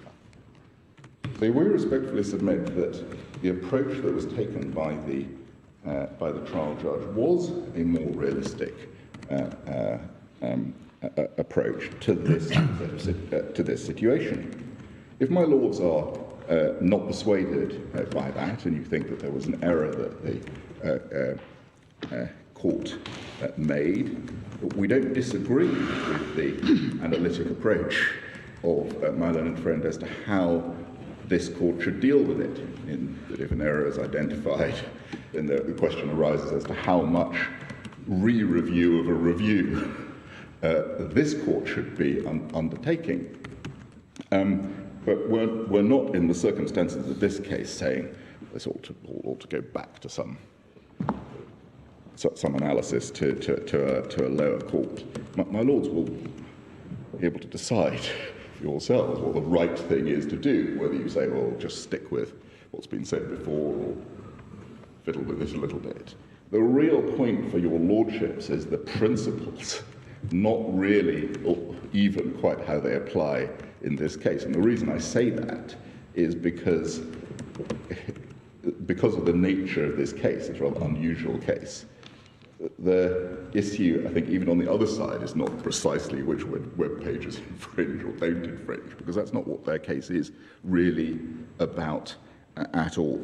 So by all means, make comments in relation to that, as my lords doubtless will.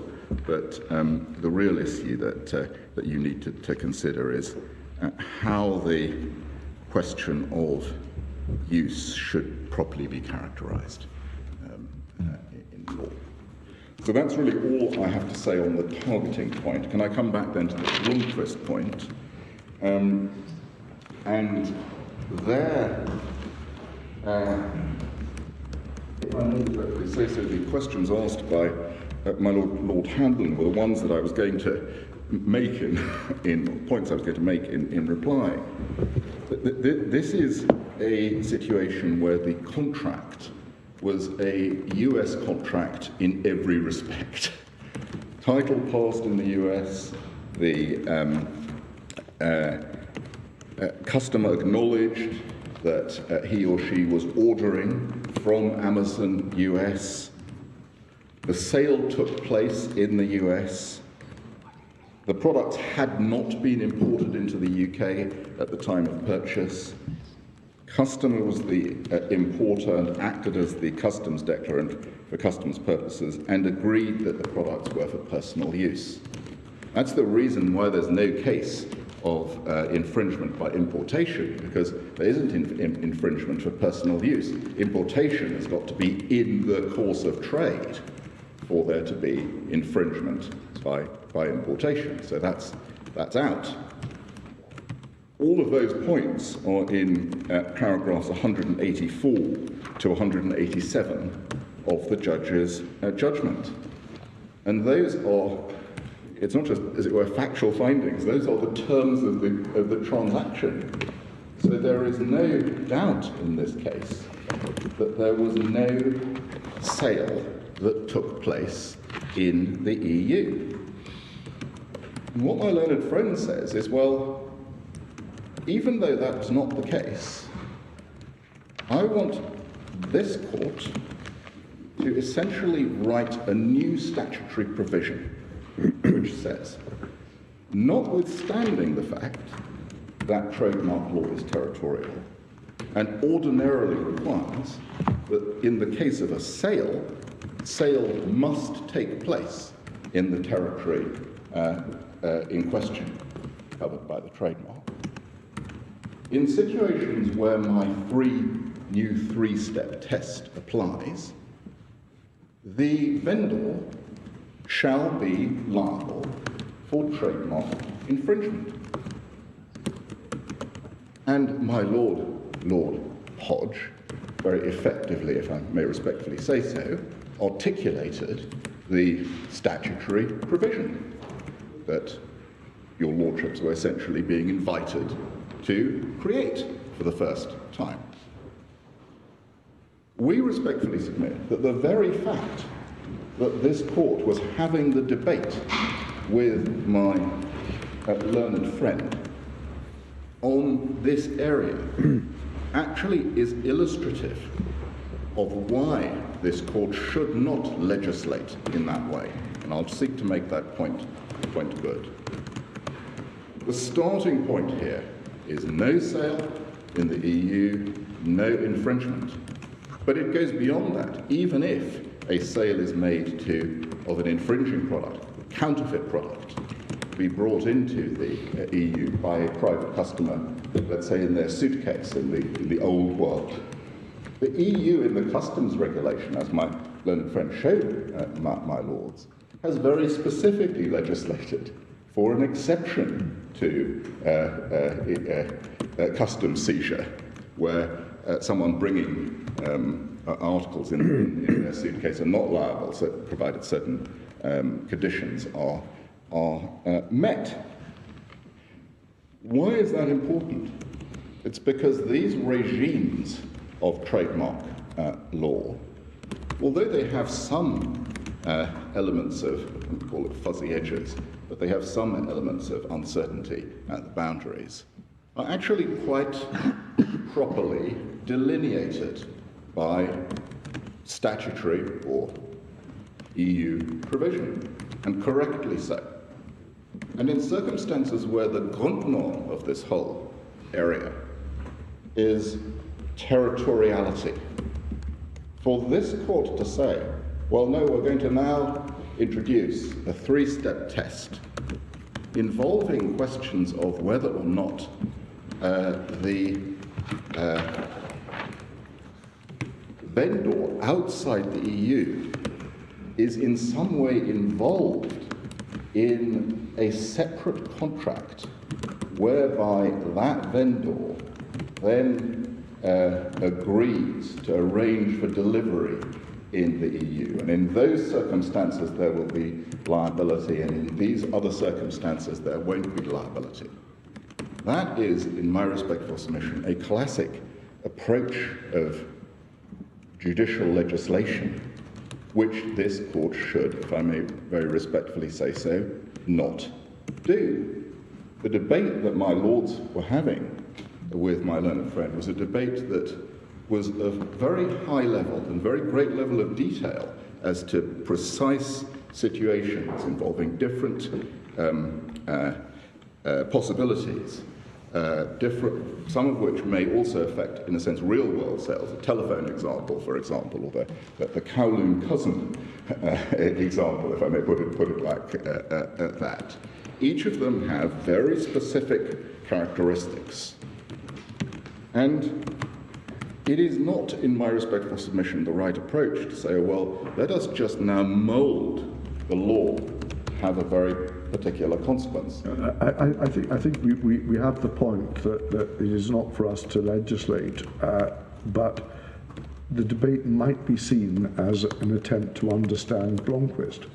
Oh, yes. What was being decided in Blomqvist, yes. And our task is to give effect to the retained EU law. Oh, yes, and I don't resolve from that at all. And it's against that background, however, that in our submission you need to come to Blomqvist and work out what you should do with it. Right. And there are a few points on Blomqvist which, in my respectful submission, need to be thought about. First of all,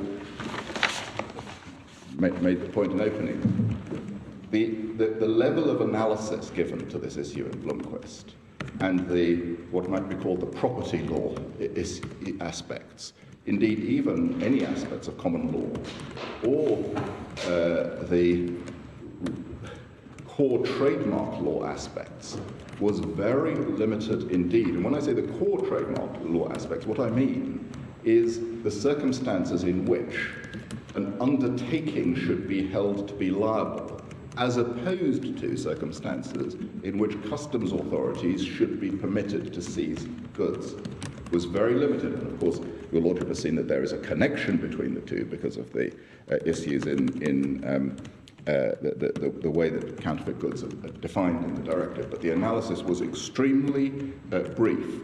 As far as it's possible to detect, and I don't no disrespect to the court, it was a decision of a chamber. There were no particularly specialised trademark lawyers involved, or and it may be that there were very specialised commercial lawyers involved. One can't really tell that.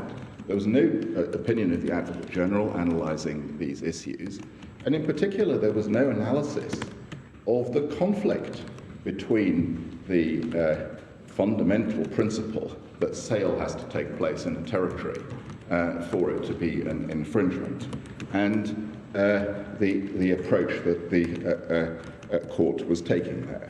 One cannot assume, and Mr. Justice Michael Green did not assume, that they were approaching the basis on the matter that they were seeking to say, it doesn't matter where the goods are sold at all. Because what's striking is that they speak in terms of a sale from one place, that's a non-EU third country, to another place, in that case Denmark or the EU. They don't speak in terms of where, as between the start point and the end point, the sale takes place. They just look at it in terms of a sale from somewhere to somewhere. Well, my Lord, that's absolutely right. But as Mr. Justice Michael Green said, they may have thought there was a sale taking place in the community, and it would be a little bit surprising for this court to take the European Court as having, in a sense, ignored the foundational principle.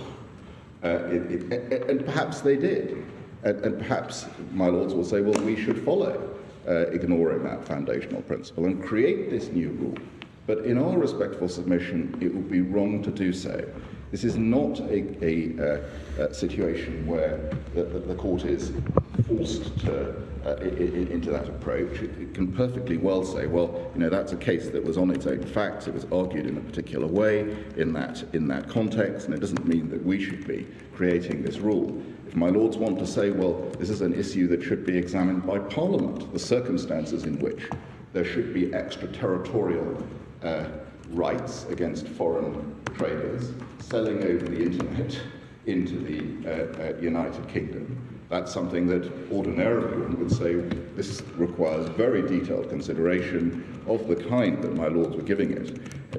There was shades earlier this morning of a government select committee in advance of preparing a white paper. How should we deal with this? What are the relevant considerations? All of that, my lords may say, but the starting point should be this caution in extraterritoriality. And one senses that that's a nervousness on the other side, because my learned friend really recognises that the starting point here is no use in the jurisdiction, no infringement. And he has then got to grapple with that by introducing something that, in a very uncomfortable way, says, well, nonetheless, there is liability. And that is a problem which in a sense is faced, or your lordships are faced with on this issue. The final point on this is your lordship asked for commentaries. We haven't been able to find any other relevant commentary on Blomqvist, but we have found a relatively recent book called Trademarks Law in Europe, and I'm not sure whether it's found its way into the electronic bundle, but I'll just... it's IP law. Oh, I'm sorry, it's IP law in Europe. And what it says, and we'll have it put in if that's of utility, is it makes a comment on the lifestyle equities case in the Court of Appeal, and says that the reasoning has been considered. The Court of Appeal said its authority that in the case of a sale to a person in the EU, it's not necessary to consider whether there's been prior targeting of EU consumers. As the court said, the sale itself is targeted at the EU consumer. While it is accepted that this is indeed a true and fair analysis, the finding of the Court of Justice, it is difficult to understand how it can be said that the sale happened in the territory of the EU, such as to engage the EU TMR. In the author's view, if there's no targeting of consumers in the EU, but goods bearing an EU trademark without the consent of the proprietor are bought and shipped to consumers in the EU, then it must be shown that an act of sale happened in the EU. Now, we respectfully say, well, that's actually quite a sensible approach. Mr. Alexander, may I just ask you a question about that submission, and that's this, and it reflects something that I think appears in Lord Justice Arnold's judgment in the Court of Appeal, and that is, does your submission depend on there being no targeting in the first place? Because if there is targeting in the first place, does it make a difference then that the sale is arranged in such a way that title passes out of the jurisdiction and all these other points that you're making? I think the answer is that if there is targeting in the first place, and one can regard the sale as targeted at the EU, then that would be assimilated to, in some senses, the ordinary law of targeting. And so it doesn't make a difference then where property passes? In those circumstances it wouldn't, but that's in some ways because of a different judge-made aspect of the law, namely that use in the EU, use of a trademark depends on there being targeting. May I just follow that up? And I'm sure you'll elaborate. But in a sense then, the Blomqvist discussion, really the relevance of it depends on the success or failure, depending on which side one's on, of the first issue. Oh, yes, your Lordship is in a sense right. I mean, in a sense, the relevance of all of these points none of them are relevant. To the extent that they are, our submission is this, that insofar as the courts, rather than the legislature, should be defining the circumstances in which extraterritorial infringement takes place, that has been done by the invocation of a concept of targeting. So if one wins or loses, if one wins on targeting, then one shouldn't be in a worse place because there's been a sale outside the EU. So on that, if one's lost on targeting, then it doesn't matter. Yeah. So to that extent, those points go together. Yes. Does that answer my Lord's question? So if Amazon succeed in relation to targeting, in other words, there was no targeting, then Blomqvist does become highly relevant, and where title passes, you would say, is highly relevant. Oh, yes. Well, there are 2 points. Where title passes is highly relevant, because that's where the sale takes place, but also the fact that the customer is a private consumer importer. Of course. Who has asked Amazon. Well, Amazon has asked the consumer, actually, and they said, would you like us to arrange for shipping? And the consumer has said, yes, please do on our behalf. Or in some senses, that's the default arrangement. In those circumstances, my Lord is absolutely right, then it becomes critical. But the reason why my Lords may think this is critical generally is because if this law is to apply to acts of sale over the internet, then in some senses, if you've got a very wide jurisdictional approach in relation to sale, that says it doesn't matter where the sale takes place at all, then one can forget targeting in most cases, say where there's actually any sale. Because at that point, any sale from anywhere in the world, or mark, wherever the sale took place, whether the consumer was a importer or not, would be an infringement of a United Kingdom trademark. In circumstances where it's an almost bizarre situation that Parliament hasn't even provided that sale is an infringement at all. Yet what we are debating here is circumstances where a sale that doesn't even take place in the jurisdiction should be regarded as an infringement. And for that to be the dominant approach to trademark law in this country, which in practical terms would mean that in every case where there's a consummation of the deal, if I may put it like that, we could forget about whether there was targeting beforehand. That is an exceptionally broad approach to trademark law for which there is no warrant, in my respectful submission, in the statute. It would only, I mean, applying Blomquist, it would only apply if a term of the transaction by which the sale took place included the delivery of the goods to a consumer in this case, the United Kingdom, or resident in, I think it means, where the sale is to a person, not merely who is ordinarily resident in the jurisdiction, but is actually resident in the jurisdiction at the time of the delivery of the goods.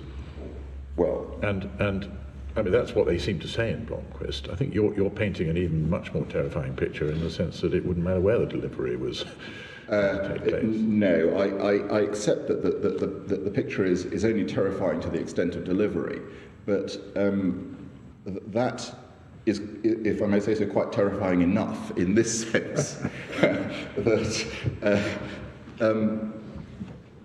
what one would be saying is that any time someone had a product delivered to them, regardless of the terms of trade, that was it. And I'm thinking of a situation in which there is a transaction which may include what are capable of being regarded jurisprudentially as two separate contracts, one for sale and one for delivery, but a transaction which provides for both the sale of the goods and their delivery to the UK, where the delivery is being, if you like, managed by the seller. I understand what my lord is putting to me, but if I may respectfully say that, if anything, highlights my point of the inappropriateness of setting such a rule. Because what my lords would then be saying is, well, notwithstanding the fact that sale isn't an infringement in the UK, we're now going to have a rule that says, a very sort of fine-grained rule, that says if there is delivery into the UK, but notwithstanding the fact that the consumer is the importer, the vendor is participating in some way in the delivery process. I'm not quite sure how one would articulate that, because there may be different forms of participation. You could envisage a website saying, here are our preferred shippers.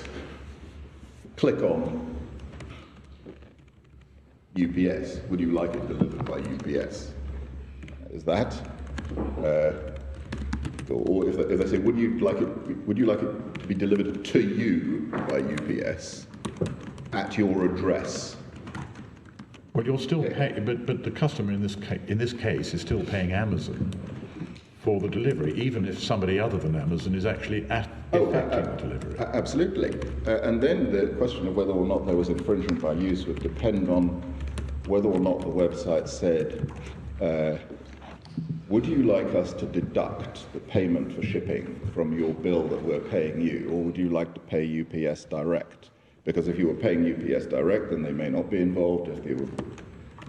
In our respectable submission, that is exactly the reason why one should not be taking Blomquist as this general warrant to create essentially a radical extraterritorial rule, because the very radicalism of it requires, if I may respectfully say so, the kind of responses that my lords have all given. Actually, can this be right? If we create this rule in that way, then we're completely riding a coach and horses through the concept of territoriality. So it has to be more moderate. And if it's more moderate, what are the incidents of it? But we're also asking the same questions about your proposed rule, which is if the maker of the fake Rolex watch in Kowloon includes terms that say, by the way, property and risk pass at my factory door, but if you pay me, I'll arrange for the delivery, then he can effectively sell fake Rolex watches into the UK without any kind of constraint at all.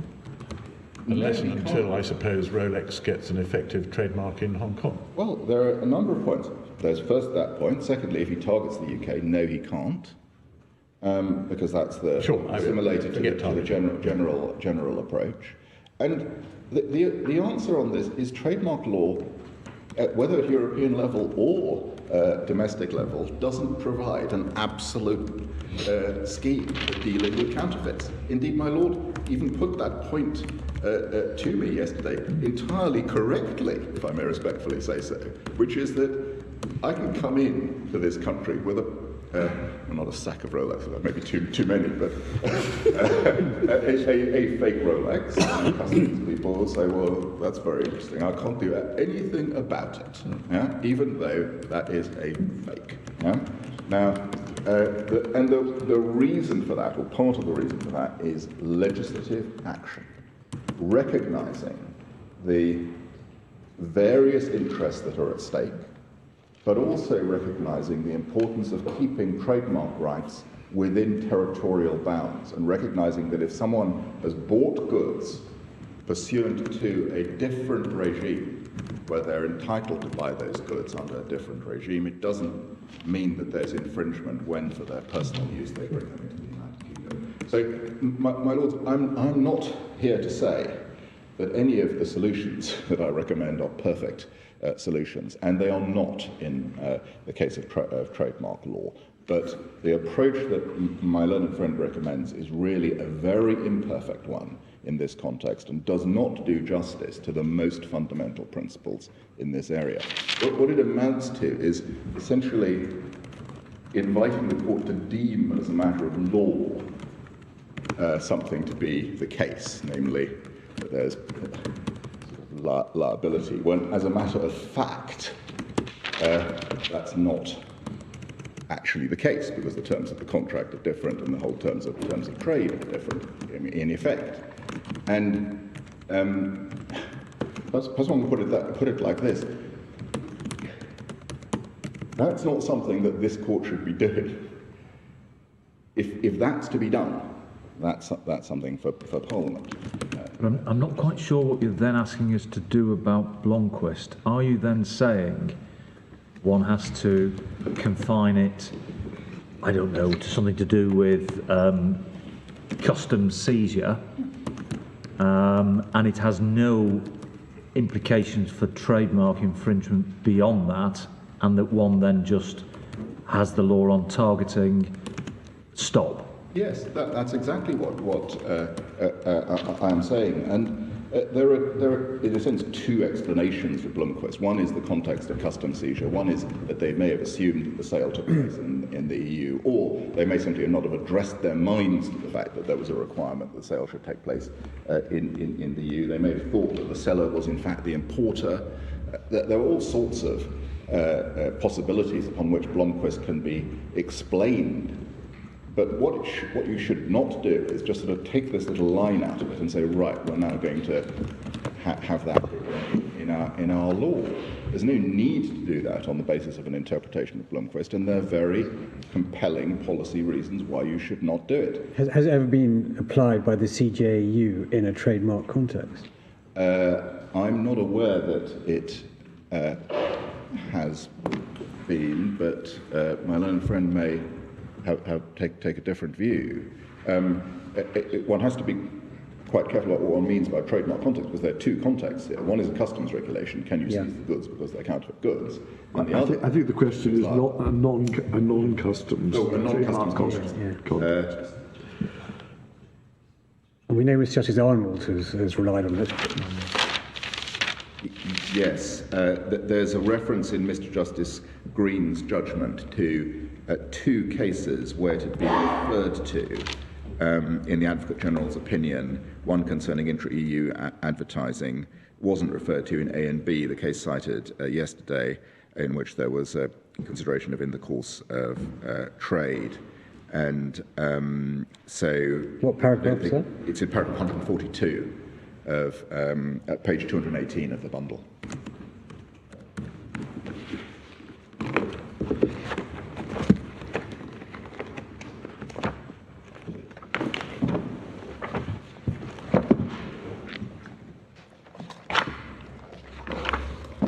So, my lords, unless we can assist you further, those are our submissions. Mr. Hightonder, thank you very much.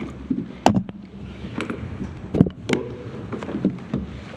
it only remains for me to thank counsel for the clear and helpful submissions in this rather unusual but nonetheless interesting case and important case, and also to thank those who have assisted counsel in preparing those submissions and putting the documents in front of us.